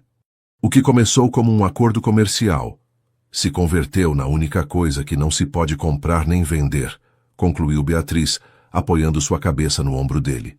Permaneceram assim, em silêncio cúmplice, enquanto São Paulo palpitava sob eles com seu ritmo noturno de cidade, que nunca dorme completamente. E nesse momento de quietude compartilhada, ambos compreenderam que a verdadeira riqueza não estava em contas bancárias ou propriedades, mas na capacidade de transformar o imposto em escolhido, o artificial em autêntico. A vida que crescia dentro de Beatriz era o testemunho mais puro dessa transformação, um ser nascido não de obrigações familiares ou conveniências sociais, mas do encontro genuíno de duas pessoas que haviam aprendido, contra todas as probabilidades, a derrubar muralhas e tender pontes entre seus mundos aparentemente irreconciliáveis. O terceiro trimestre de gravidez coincidiu com a primavera paulistana, como se a natureza quisesse sincronizar-se com a floração que ocorria dentro de Beatriz. Seu ventre, agora proeminente, havia se convertido no centro gravitacional da cobertura, que também experimentava sua própria transformação. Uma manhã de setembro, enquanto os raios do sol se filtravam pelas janelas criando padrões dourados sobre o piso de madeira, Rafael apareceu com uma equipe de arquitetos e designers. Despregaram plantas sobre a mesa da sala de jantar, falando entusiasmados sobre espaços multifuncionais e design sustentável. "O que é tudo isto?" perguntou Beatriz, observando confusa os documentos técnicos. "Uma surpresa", respondeu Rafael, com aquele sorriso que só ela conhecia, o que transformava o implacável empresário no homem que havia aprendido a compartilhar vulnerabilidade e esperança. "Pensei que poderíamos remodelar parte da cobertura. Criar um espaço para nós três. Os planos revelavam a transformação de um dos quartos vazios. Rafael tinha 3 que nunca utilizava, vestígio de uma época em que a opulência servia como escudo contra memórias de escassez, em um estúdio compartilhado. Metade escritório para ele, metade ateliê para os projetos paisagísticos de Beatriz, com grandes janelas que permitiriam a entrada de luz natural e estantes desenhadas especificamente para seus materiais de desenho e maquetes.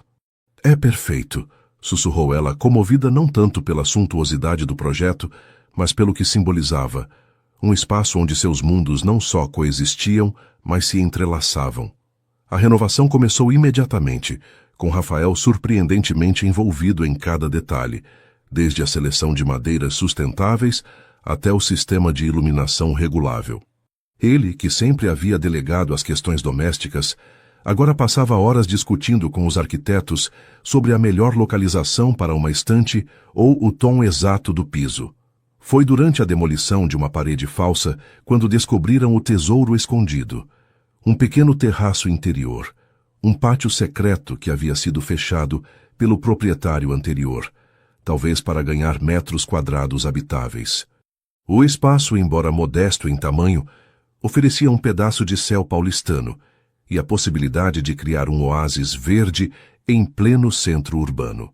É um presente da cobertura, murmurou Beatriz, maravilhada, enquanto percorria com seus dedos os ladrilhos originais que haviam permanecido ocultos durante anos, como se a casa quisesse participar de nossa transformação. O achado coincidiu com a culminação de seu curso de design de jardins tropicais.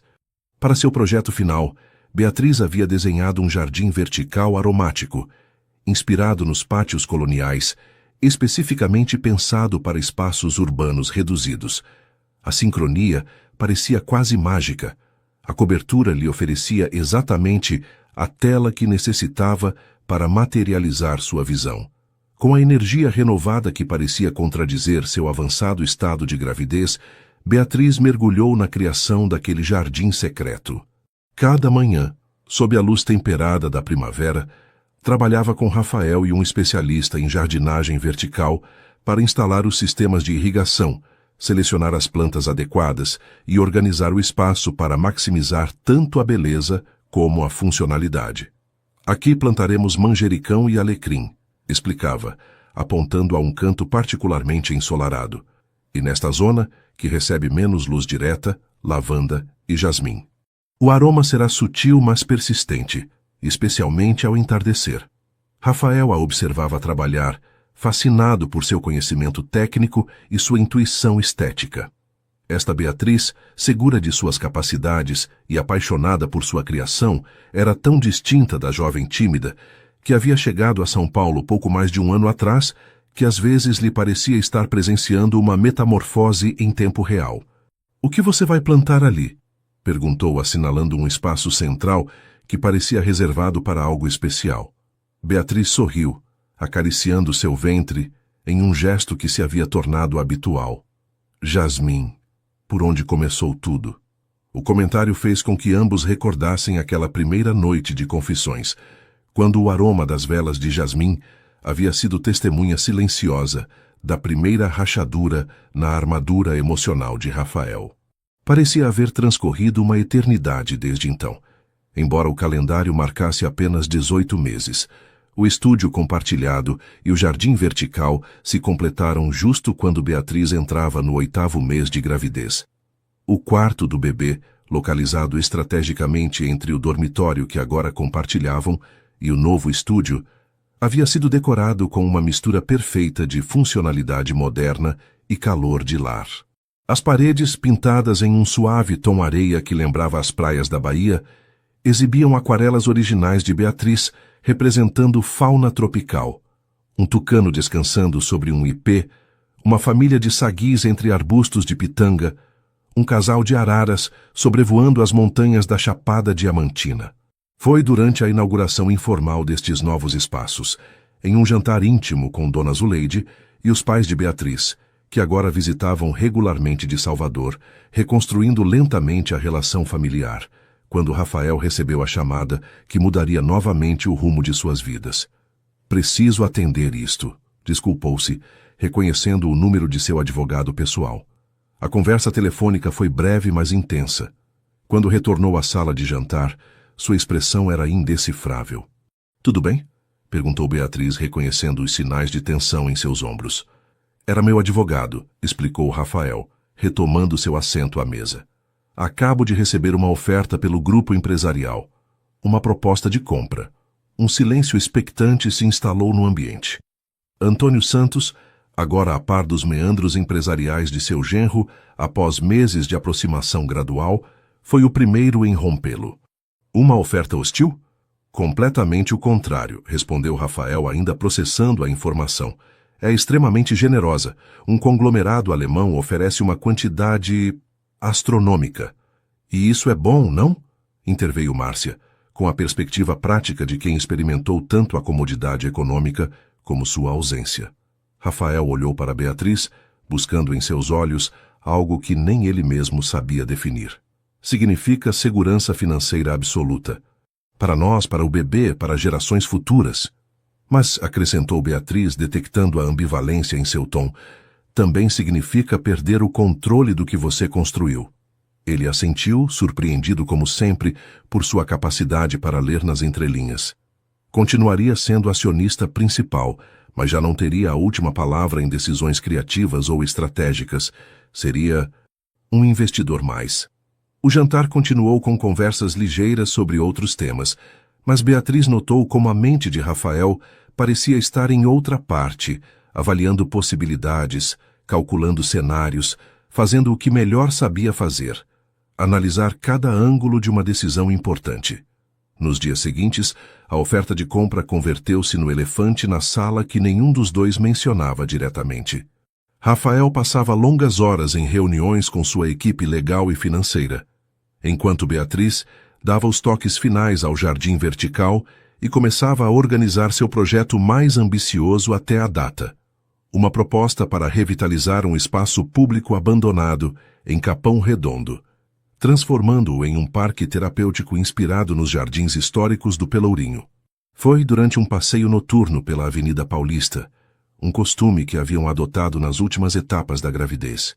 Beatriz descobriu que caminhar pela cidade iluminada aliviava as dores lombares, quando finalmente abordaram o tema.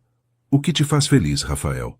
perguntou ela enquanto contemplavam o MASP, sua estrutura modernista brilhando contra o céu noturno de São Paulo. A pergunta, aparentemente simples, continha toda a complexidade de uma vida em avaliação. Rafael guardou silêncio por um longo tempo, refletindo genuinamente. "Durante anos acreditei que era o sucesso", respondeu finalmente. "Depois pensei que era o controle, a sensação de ter cada variável considerada, cada contingência prevista." Fez uma pausa, apertando suavemente a mão de Beatriz enquanto rodeavam um grupo de turistas fotografando a Paulista. "Mas estes últimos meses me ensinaram que a felicidade está em momentos que não posso controlar nem prever. Em encontrar você tomando café na varanda com o sol da manhã em seu rosto. Em descobrir um pátio escondido atrás de uma parede falsa. Em sentir nosso filho mover-se sob minha mão." Beatriz sentiu lágrimas formando-se em seus olhos, comovida pela transformação que via desdobrar-se diante dela. Este homem, que havia construído fortalezas ao redor de seu coração, agora caminhava voluntariamente para a vulnerabilidade que implica reconhecer que a vida mais plena é também a menos controlável. "A venda nos daria segurança", continuou ele, seus olhos percorrendo as luzes da cidade, como buscando respostas entre os edifícios. "Mas ultimamente me pergunto, que legado quero deixar? Uma conta bancária ou algo com propósito?" A resposta, Beatriz sabia, estava formando-se dentro dele há meses, talvez anos. Seu papel não era dirigi-lo para uma decisão específica, mas acompanhá-lo no processo de descobri-la por si mesmo. 3 dias depois, para a comoção do mundo empresarial paulistano, Rafael Monteiro anunciou oficialmente sua rejeição à oferta alemã. Em vez de vender, apresentou um plano de reestruturação que reorientaria o grupo para projetos com maior impacto social e ambiental, mantendo a rentabilidade, mas priorizando a sustentabilidade sobre a maximização de benefícios a curto prazo. A imprensa econômica reagiu com ceticismo, os acionistas com nervosismo inicial. Mas quando, 6 meses mais tarde, os primeiros resultados demonstraram que empresas com propósito também podiam ser altamente rentáveis, a visão de Rafael começou a ser reconhecida como pioneira em um mercado brasileiro tradicionalmente conservador. A verdadeira mudança, no entanto, não estava nos balanços financeiros nem nas manchetes econômicas. Estava na vida diária que Rafael e Beatriz estavam construindo juntos. Uma existência onde o sucesso se media em momentos compartilhados, em projetos com sentido, na criação de espaços, tanto físicos como emocionais, onde ambos podiam florescer individualmente, enquanto cultivavam algo maior que a soma de suas partes. O Hospital Albert Einstein fervilhava de atividade naquela calorosa tarde de novembro, quando Beatriz ingressou para dar à luz. As contrações haviam começado durante o café da manhã, suaves a princípio, apenas perceptíveis entre gole e gole de café com leite. Para o meio da tarde, contudo, haviam adquirido uma intensidade que tornou inevitável a partida para o hospital. Rafael, habitualmente o epítome da calma sob pressão, mostrava uma ansiedade que teria resultado cômica em qualquer outra circunstância. Ele, que negociava acordos milionários sem pestanejar, agora verificava compulsivamente a bolsa preparada para o hospital, ligava para a obstetra a cada 20 minutos e dirigia seu elegante sedã pelas ruas de São Paulo com uma cautela que provocava buzinadas impacientes de outros motoristas. Está tudo bem, assegurava-lhe Beatriz entre contrações, encontrando em si mesma uma serenidade que contrastava com o nervosismo de seu marido. É um processo natural, Rafael. Mas o natural nem sempre é simples, como descobririam nas horas seguintes. Após o ingresso e os exames iniciais, a obstetra detectou que o bebê se encontrava em posição pélvica. As opções se reduziram rapidamente: tentar um parto natural de alto risco ou proceder com uma cesárea programada. Faremos o mais seguro para ambos, decidiu Rafael imediatamente, seu instinto protetor sobrepondo-se a qualquer outra consideração. É meu corpo, lembrou-lhe Beatriz com firmeza. E nosso filho. Precisamos tomar esta decisão juntos, avaliando todos os fatores. A conversa com a equipe médica foi extensa e detalhada. Finalmente, considerando todas as variáveis, incluindo a estreita pelve de Beatriz, decidiram proceder com a cesárea. A intervenção foi programada para 2 horas mais tarde, tempo necessário para os preparativos cirúrgicos. Enquanto esperavam na privacidade do quarto hospitalar, Rafael segurava a mão de Beatriz com uma mistura de ternura e temor reverencial. O aroma antisséptico do hospital, os sons amortecidos do corredor, a luz fluorescente impessoal, tudo criava uma atmosfera que amplificava a gravidade do momento. Tenho medo, confessou ele, as palavras escapando de seus lábios quase involuntariamente. Não suportaria se algo... Shhh! Interrompeu-o Beatriz, colocando um dedo sobre seus lábios. Estamos em boas mãos. E, além disso, tenho o pressentimento de que nossa filha é tão obstinada quanto seus pais.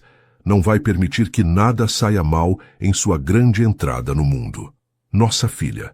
As ultrassonografias haviam revelado meses atrás que esperavam uma menina, embora tivessem decidido manter o nome em segredo até conhecê-la pessoalmente. Tinham uma lista curta, mas queriam ver seu rosto antes de decidir definitivamente como a chamariam. A cesárea, embora tecnicamente exitosa, apresentou complicações imprevistas. Uma hemorragia pós-parto obrigou a equipe médica a atuar com rapidez, deixando Rafael relegado a uma sala de espera estéril, onde cada minuto se esticava dolorosamente na incerteza. Nunca antes havia experimentado um medo tão primitivo e avassalador. Não era o temor racional de perder um investimento ou tomar uma decisão empresarial errônea. Era um terror visceral, que o conectava com sua própria vulnerabilidade em um nível que jamais havia conhecido. Pela primeira vez em sua vida adulta, Rafael Monteiro se encontrou completamente impotente, à mercê de circunstâncias que não podia controlar nem negociar. Nessas horas intermináveis, enquanto médicos e enfermeiras entravam e saíam sem oferecer-lhe informação concreta, Rafael compreendeu com dolorosa clareza o que realmente importava em sua vida. Não eram os edifícios de escritórios que possuía, nem as contas bancárias no exterior, nem sequer o respeito temeroso que inspirava no mundo empresarial. Era essa mulher que havia entrado em sua vida como parte de um contrato e que, inadvertidamente, havia reconstruído sua alma peça por peça. E era essa pequena desconhecida, sangue de seu sangue, que chegava ao mundo entre complicações médicas e orações silenciosas. "Senhor Monteiro!" A voz da cirurgiã o arrancou de seu transe angustioso. Rafael levantou-se de um salto, buscando no rosto da médica algum indício que lhe permitisse respirar novamente. "Sua esposa está estável", informou a cirurgiã com um sorriso cansado, mas genuíno. "A hemorragia está controlada e sua filha é perfeitamente saudável. Tem pulmões impressionantes, devo acrescentar." O alívio que inundou Rafael foi tão intenso que sentiu seus joelhos fraquearem. A cirurgiã, acostumada a estas reações, segurou-o discretamente pelo cotovelo. "Posso vê-las?" conseguiu articular, a voz rouca de emoção contida. Minutos depois, em um quarto tranquilo onde o bulício hospitalar parecia amortecido pela solenidade do momento, Rafael contemplava a imagem que definiria o resto de sua vida. Beatriz, pálida, mas radiante, segurando um pequeno volume envolto em uma manta rosa pálido. "Venha", sussurrou ela, estendendo uma mão para ele. "Conheça sua filha." Com passos hesitantes, como se temesse romper a magia do momento, Rafael aproximou-se da cama. O rosto diminuto que o observava dos braços de Beatriz tinha os olhos escuros muito abertos, com um olhar surpreendentemente desperto e atento para um recém-nascido. Tinha a pele olivácea de sua mãe, e se não se equivocava, algo na forma determinada de seu queixo lembrava-o a si mesmo. "Ela é perfeita", murmurou, estendendo um dedo que a pequena imediatamente agarrou com uma força surpreendente. "Completamente perfeita." "Como vamos chamá-la?" perguntou Beatriz, sua voz suave, mas firme, como se as complicações médicas não tivessem feito moça em sua fortaleza interior. Rafael contemplou a pequena, lembrando a lista de nomes que haviam considerado durante meses. Nenhum parecia adequado agora que a via em pessoa, com esse olhar antigo em um rosto novo, com essa determinação já visível em seus movimentos diminutos. "Sofia", respondeu finalmente, a palavra surgindo de um lugar profundo dentro dele. "Porque isso é o que ela nos trouxe, sabedoria." Beatriz sorriu, as lágrimas brilhando em seus olhos enquanto assentia. "Sofia Monteiro Santos." Soa como o nome de alguém que deixará marca no mundo. Nessa noite, enquanto Beatriz e Sofia dormiam sob a vigilância atenta das enfermeiras, Rafael permaneceu desperto na incômoda poltrona do quarto hospitalar. Contemplava as duas mulheres que haviam redefinido sua existência, maravilhado pelo caminho imprevisível que havia tomado sua vida desde aquele casamento arranjado que parecia pertencer a outra época, a outra pessoa. São Paulo palpitava além das janelas do hospital, indiferente ao pequeno milagre que acabava de ocorrer entre suas ruas. Mas para Rafael, o universo inteiro havia se reduzido àquele quarto asséptico, onde, entre o bip de monitores médicos e o roce de uniformes sanitários, havia descoberto por fim o verdadeiro significado do sucesso. Não era possuir, mas pertencer. Não era controlar, mas entregar-se. Não era acumular, mas criar. Com essa certeza embalando-o, Rafael Monteiro, empresário temido, negociador implacável, homem que havia construído um império com cálculo frio, permitiu-se chorar silenciosamente, lágrimas de gratidão, de assombro e, sobretudo, de um amor tão profundo e avassalador que nenhum contrato poderia jamais contê-lo. O sol do meio-dia caía implacável sobre São Paulo, naquele dia de inauguração. O termômetro marcava 35 graus, uma temperatura típica do verão paulistano que convertia o asfalto em uma chapa ardente e fazia vibrar o ar sobre as calçadas. No entanto, no coração do Capão Redondo, um bairro tradicionalmente operário na zona sul da cidade, um oásis de frescor desafiava a canícula estival. O Parque da Esperança, cuja inauguração oficial se celebrava esse dia, era a culminação de 18 meses de trabalho, planejamento e, sobretudo, transformação pessoal para seus criadores. O que antes havia sido um terreno baldio, resíduo esquecido de especulações imobiliárias fracassadas, agora resplandecia como um espaço verde meticulosamente desenhado para sanar tanto o tecido urbano como o humano.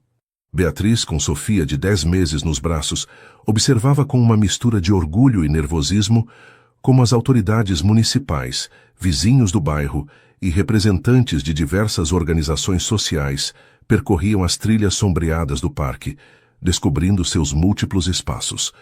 Os jardins terapêuticos inspirados nos casarões coloniais, as áreas de meditação com pequenas fontes que recordavam os pátios baianos, a biblioteca comunitária ao ar livre e a horta urbana onde já cresciam tomates, berinjelas e diversas ervas aromáticas. "Você está tremendo", sussurrou-lhe Rafael, colocando uma mão reconfortante em suas costas. "Não há motivo, é perfeito." E o era. O projeto, nascido da visão de Beatriz e financiado parcialmente pela empresa de Rafael como parte de sua nova estratégia de responsabilidade social corporativa, havia superado todas as expectativas. O que começou como um projeto paisagístico modesto havia evoluído até converter-se em um espaço comunitário integral, desenhado especificamente para pessoas que haviam superado adversidades econômicas e buscavam reconstruir suas vidas. A inspiração havia surgido, como tantas coisas importantes entre eles, de uma conversa noturna na varanda da cobertura. Rafael havia relatado histórias de sua infância no Capão Redondo, de como os únicos espaços de respiro, em tempos de escassez, haviam sido os parques públicos, onde não se necessitava dinheiro para existir. Beatriz, conectando essas recordações com seu crescente interesse em jardinagem terapêutica, concebeu a ideia de um espaço que não só embelezasse a cidade, mas que oferecesse ferramentas tangíveis de cura e crescimento àqueles que mais necessitavam. "A prefeita quer falar com você", informou Dona Zuleide, aproximando-se com essa energia inesgotável que desafiava seus 70 anos.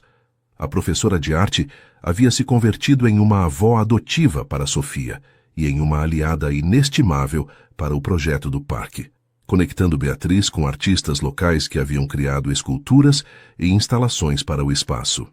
Com Sofia segura nos braços de Rafael, a pequena imediatamente enredou seus dedinhos na gravata de seu pai, um gesto que sempre o fazia sorrir. Beatriz se dirigiu para a comitiva oficial. A prefeita, uma mulher de meia idade com reputação de dureza administrativa, mostrava uma expressão inusualmente comovida enquanto examinava o mural comunitário que decorava a entrada do parque. "Senhora Monteiro", saudou a funcionária, estendendo sua mão. "São Paulo lhe deve um agradecimento. Este espaço é exatamente o que necessitávamos sem saber que necessitávamos." "Beatriz, por favor", corrigiu ela com suavidade. Apesar do ano e meio transcorrido, ainda não se acostumava completamente a ser chamada pelo sobrenome de Rafael. E foi um esforço coletivo. Os verdadeiros artífices são os vizinhos que participaram em cada etapa. Era verdade. Desde o princípio, o projeto havia envolvido ativamente a comunidade local. Aposentados compartilharam conhecimentos de jardinagem tradicional. Jovens em risco de exclusão receberam formação em paisagismo e manutenção de espaços verdes. Artistas locais contribuíram com seu talento para as intervenções artísticas. O parque, mais que uma doação de cima para baixo, havia sido uma criação colaborativa que devolvia o protagonismo a quem raramente o recebia. A cerimônia oficial começou pontualmente ao meio-dia. Sob a sombra generosa de um pergolado coberto de trepadeiras e jasmim, plantas escolhidas cuidadosamente por seu rápido crescimento e aroma relaxante, a prefeita pronunciou um discurso breve, mas sentido sobre a importância de espaços verdes acessíveis em uma cidade cada vez mais densificada e desigual. Logo, contra todo o protocolo, cedeu o microfone a Beatriz. Não estava preparada para falar em público. De fato, quando desenharam o programa da inauguração, haviam acordado que Rafael, mais habituado aos holofotes, daria as palavras em nome de ambos. Mas algo no olhar da prefeita, na energia expectante dos vizinhos reunidos, na forma como a luz filtrada através das folhas criava padrões dançantes sobre o solo de terra compactada, deu-lhe a coragem necessária. Este parque, começou, sua voz inicialmente trêmula, mas ganhando firmeza com cada palavra, nasceu de histórias pessoais, de lembranças de infância em Salvador, onde os casarões do Pelourinho me ensinaram que a beleza pode florescer nos espaços mais reduzidos, de memórias do Capão Redondo, onde um menino descobriu que os parques públicos são os últimos redutos de dignidade quando todo o resto se perdeu. Fez uma pausa buscando com o olhar Rafael entre a multidão. Encontrou-o segurando Sofia, que brincava distraidamente com uma pétala caída, enquanto observava com curiosidade infinita os rostos desconhecidos ao seu redor. Este parque, continuou, é um lembrete de que todos merecemos espaços de beleza, tranquilidade e crescimento, que a natureza não é um luxo, mas um direito, e que, inclusive depois das maiores adversidades, sempre existe a possibilidade de florescer novamente. Um aplauso espontâneo e caloroso seguiu suas palavras.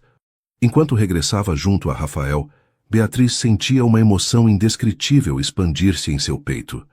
Não era simplesmente orgulho profissional por um projeto exitoso, mas a profunda satisfação de haver criado algo com propósito, algo que permaneceria e beneficiaria pessoas que nunca conheceria.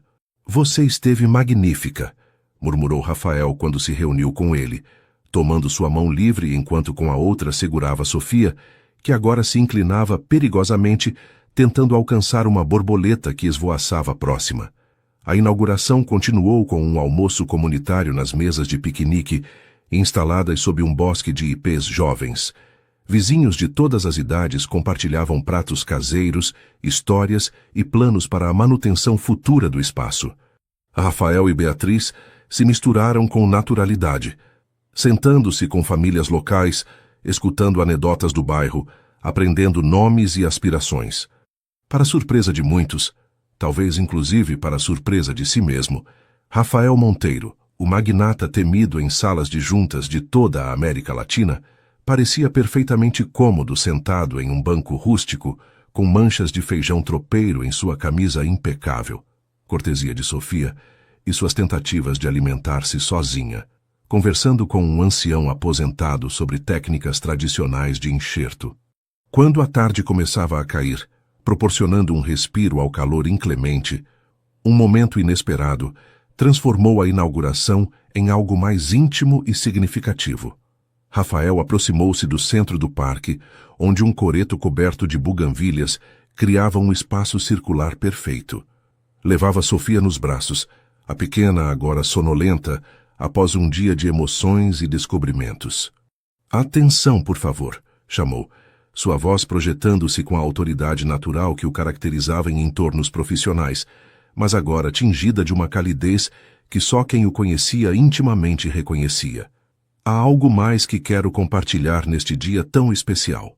Beatriz o olhou com curiosidade. Não haviam planejado nenhuma intervenção adicional, e Rafael raramente improvisava em eventos públicos. "Há quase 2 anos", continuou ele, "estive a ponto de perder tudo.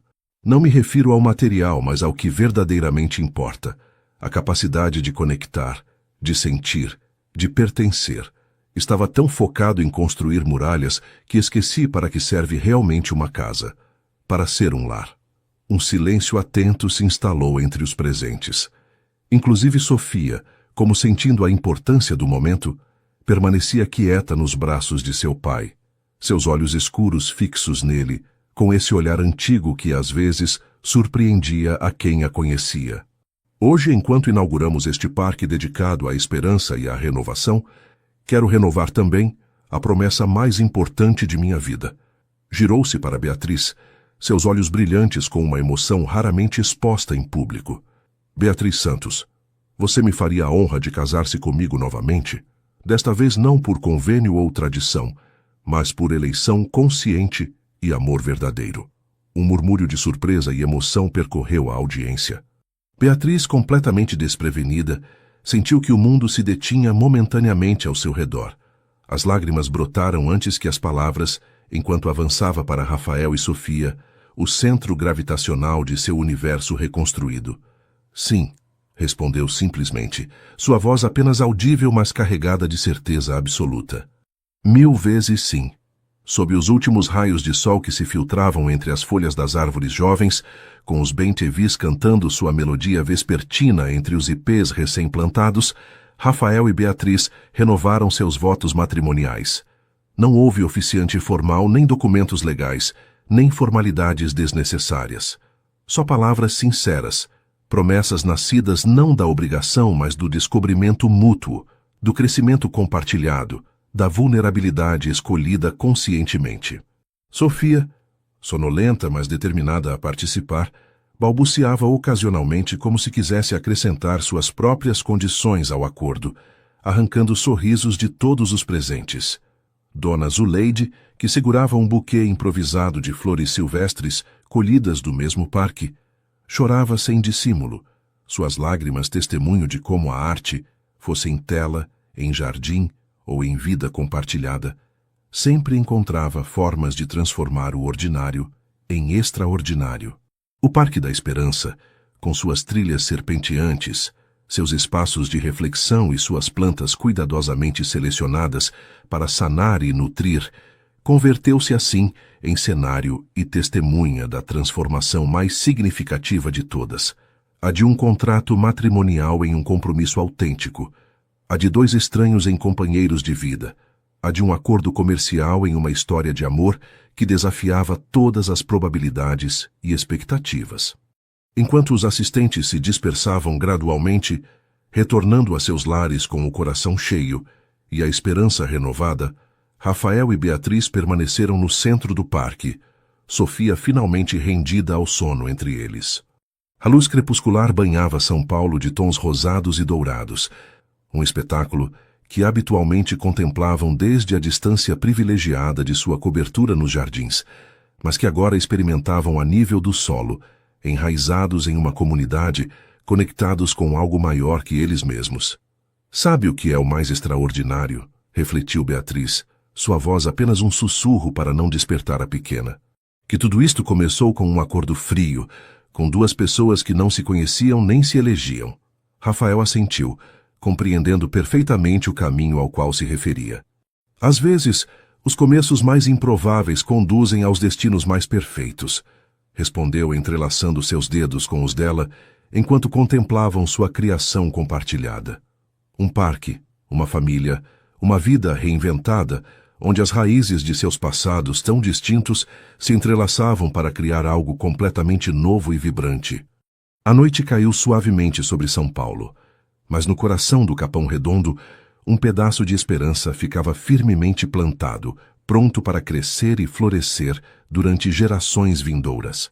A cobertura dos jardins resplandecia sob a luz dourada do entardecer paulistano.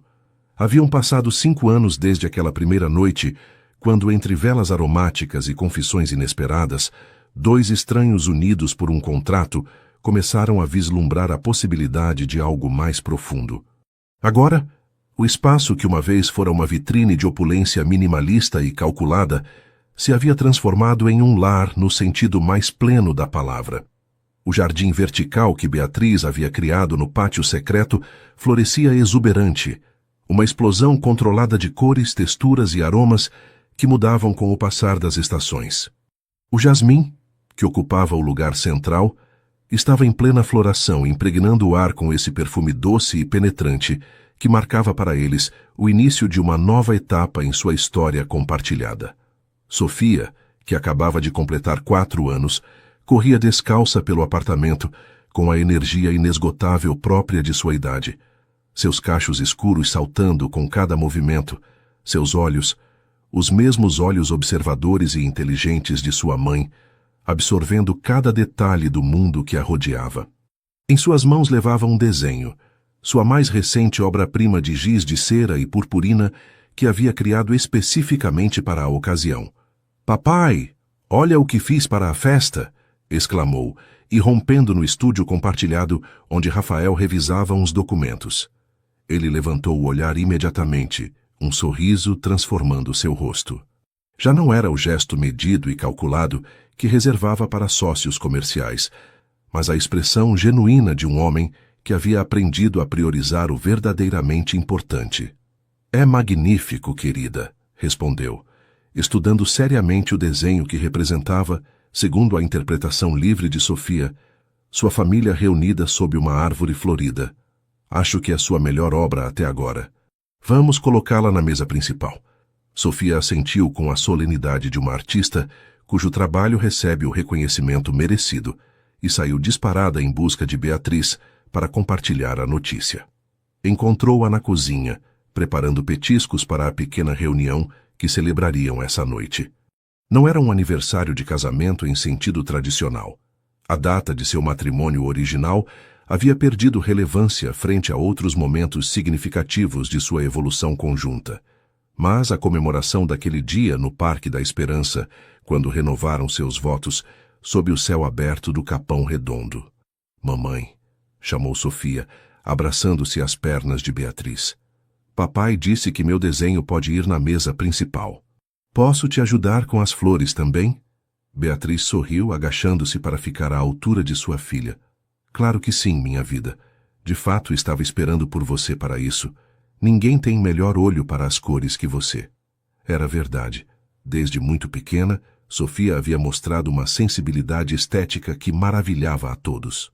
Talvez herdada de sua mãe, ou talvez desenvolvida por crescer em um lar onde a arte e a beleza se valorizavam como nutrientes essenciais do espírito, não simples decorações superficiais. Enquanto mãe e filha arrumavam jasmins, rosas e ipês em pequenos recipientes de cerâmica baiana, presente dos pais de Beatriz em sua última visita, Rafael as observava desde o limiar da cozinha. Em momentos como esse, sentia uma gratidão tão avassaladora que quase resultava dolorosa. Como era possível que ele, que havia construído sua existência sobre cálculos frios e controle absoluto, houvesse encontrado tal plenitude no imprevisível, no incontrolável, no autenticamente humano? Os convidados começaram a chegar quando o sol se punha sobre São Paulo, pintando o céu em tonalidades violáceas e alaranjadas que nenhum artista poderia replicar fielmente. Era um grupo pequeno, mas significativo. Dona Zuleide, cujo papel na história de Beatriz e Rafael transcendia o de simples professora de arte para converter-se em mentora e família escolhida. Os pais de Beatriz, Márcia e Antônio, cuja relação com sua filha e genro havia evoluído para um respeito mútuo e autêntico após anos de conversas honestas e limites saudáveis. Alguns amigos próximos desenvolvidos ao longo do caminho e, é claro, os vizinhos do Parque da Esperança que se haviam convertido em parte fundamental de suas vidas. A varanda da cobertura, transformada pelo talento paisagístico de Beatriz em um oásis urbano, onde conviviam plantas tropicais e mobiliário de design sustentável, acolheu a celebração íntima. As velas perfumadas com jasmim, uma tradição que mantinham desde aquela primeira noite, iluminavam os rostos com um resplendor cálido e suave, enquanto a cidade se desdobrava sob eles como uma tapeçaria de luzes que se acendiam progressivamente. O jantar transcorreu entre conversações animadas, risos espontâneos, e esse tipo de conexões genuínas que só se constroem com tempo e autenticidade. Beatriz, que em seus primeiros meses em São Paulo apenas se atrevia a expressar opiniões em voz alta, agora liderava discussões sobre projetos comunitários com confiança e paixão. Rafael, que uma vez considerou as reuniões sociais como meras obrigações estratégicas, desfrutava genuinamente da companhia e das perspectivas diversas que cada convidado aportava. Quando serviram a sobremesa, um bolo de frutas tropicais que Márcia havia ensinado a preparar a Sofia durante a tarde, Rafael levantou-se discretamente e dirigiu-se ao pequeno piano que ocupava um canto da sala. Nunca havia sido particularmente musical, mas durante o último ano estivera tomando lições em segredo, preparando uma surpresa que sabia significaria muito para Beatriz. As primeiras notas, hesitantes mas emotivas, capturaram a atenção de todos. Era uma peça simples, uma adaptação de uma antiga cantiga de ninar baiana que Beatriz costumava cantarolar para Sofia em seus primeiros meses. Não era uma interpretação virtuosa, mas continha algo muito mais valioso que a perfeição técnica. intenção genuína, esforço dedicado, vulnerabilidade escolhida livremente. Beatriz o observava, lágrimas silenciosas deslizando por suas bochechas enquanto reconhecia a melodia. Não era só uma canção, era um símbolo de quanto haviam crescido juntos, de como ele havia aprendido a valorizar o intangível, tanto quanto ela havia aprendido a defender seu lugar no mundo tangível. Quando as últimas notas se desvaneceram no ar noturno, um silêncio reverente encheu a varanda. Foi Sofia quem o rompeu, aplaudindo com entusiasmo desmedido e correndo para seu pai para abraçar-se às suas pernas, orgulhosa e emocionada por esta nova faceta descoberta. Não sabia que você podia tocar, comentou Antônio genuinamente impressionado. Eu não podia, respondeu Rafael com simplicidade. Estou aprendendo. Descobri que nunca é tarde para começar algo novo. As palavras ressoaram além da música, capturando a essência da viagem que haviam empreendido. Nunca era tarde para redescobrir-se, para crescer, para escolher conscientemente um caminho distinto ao predeterminado. Mais tarde, quando os convidados haviam partido e Sofia dormia profundamente em seu quarto decorado, com constelações pintadas por Beatriz no teto, Rafael e Beatriz permaneceram na varanda, contemplando São Paulo noturna sob um céu surpreendentemente estrelado para uma metrópole. Lembra como começou tudo? Perguntou ela, aconchegando-se contra ele enquanto compartilhavam uma última taça de vinho. Com um contrato, respondeu Rafael, recordando aqueles primeiros dias quando havia como pouco mais que uma obrigação social conveniente. Com dois estranhos que apenas se olhavam nos olhos. E agora olhe para mim, disse Beatriz, girando-se para enfrentar seu olhar. Em seus olhos brilhava toda a força e autenticidade que havia cultivado durante esses anos, toda a segurança de uma mulher que havia encontrado seu propósito e sua voz. O que você vê? Rafael estudou seu rosto, tão familiar e ao mesmo tempo sempre novo, como uma paisagem amada que revela diferentes matizes segundo a luz e as estações. Vejo a mulher que me ensinou que os melhores investimentos são os que não se podem quantificar, respondeu com sinceridade. Vejo a artista que transformou não só esta cobertura, mas minha vida inteira. Vejo a mãe de nossa filha, minha companheira, meu... Fez uma pausa, buscando a palavra adequada.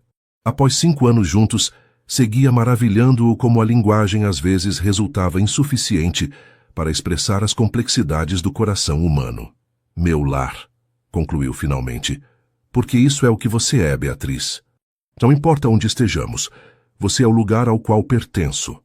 Ela sorriu, reconhecendo a profundidade dessa declaração para um homem que havia passado décadas construindo fortalezas em vez de lares, acumulando propriedades que nunca chegavam a ser verdadeiramente suas no sentido mais significativo. Sabe o que penso às vezes? Confessou Beatriz, entrelaçando seus dedos com os dele. Que deveríamos estar agradecidos por aquele arroubo de desespero financeiro que levou meus pais a arranjar este casamento. Por paradoxal que pareça, nos deu a oportunidade de nos encontrarmos. Rafael assentiu, compreendendo perfeitamente. Os começos mais improváveis às vezes conduzem aos destinos mais perfeitos, repetiu as palavras que havia pronunciado anos atrás, no Parque da Esperança. O aroma do jasmim flutuava no ar noturno, misturando-se com os sons distantes da cidade que nunca dormia completamente. São Paulo, que a princípio havia sido para Beatriz uma gaiola dourada e para Rafael simplesmente um centro de operações, havia se transformado no cenário de sua reinvenção compartilhada. Cada rua guardava memórias de descobrimentos mútuos, cada canto havia sido testemunha de algum momento significativo em sua evolução conjunta. Pelos contratos que se convertem em escolhas, brindou Rafael levantando sua taça, e pelas obrigações que se transformam em desejos. Pelas segundas oportunidades, acrescentou Beatriz, fazendo chocar suavemente sua taça com a dele, e por ter a coragem de tomá-las. Enquanto a noite avançava sobre São Paulo, envolvendo-a em seu manto de estrelas urbanas e sonhos entrecruzados, Rafael e Beatriz permaneciam na varanda de seu lar compartilhado. Não como o magnata e a jovem baiana que haviam sido, mas como dois seres humanos que haviam aprendido a lição mais valiosa de todas, que o amor verdadeiro não é algo que ocorre magicamente, mas algo que se constrói conscientemente, dia a dia, escolha a escolha, através de vulnerabilidades compartilhadas e crescimentos paralelos. E enquanto o aroma do jasmim os envolvia, como um eco perfumado daquela primeira noite de confissões, ambos sentiam a certeza profunda de que sua história, tão improvável em seus inícios, apenas estava começando a florescer. Às vezes, a vida nos surpreende com suas reviravoltas inesperadas, levando-nos exatamente onde precisávamos estar, mesmo que fosse o último lugar onde teríamos escolhido ir voluntariamente. E nessas surpresas do destino, se temos a coragem de abraçar a incerteza, podemos descobrir os presentes mais extraordinários.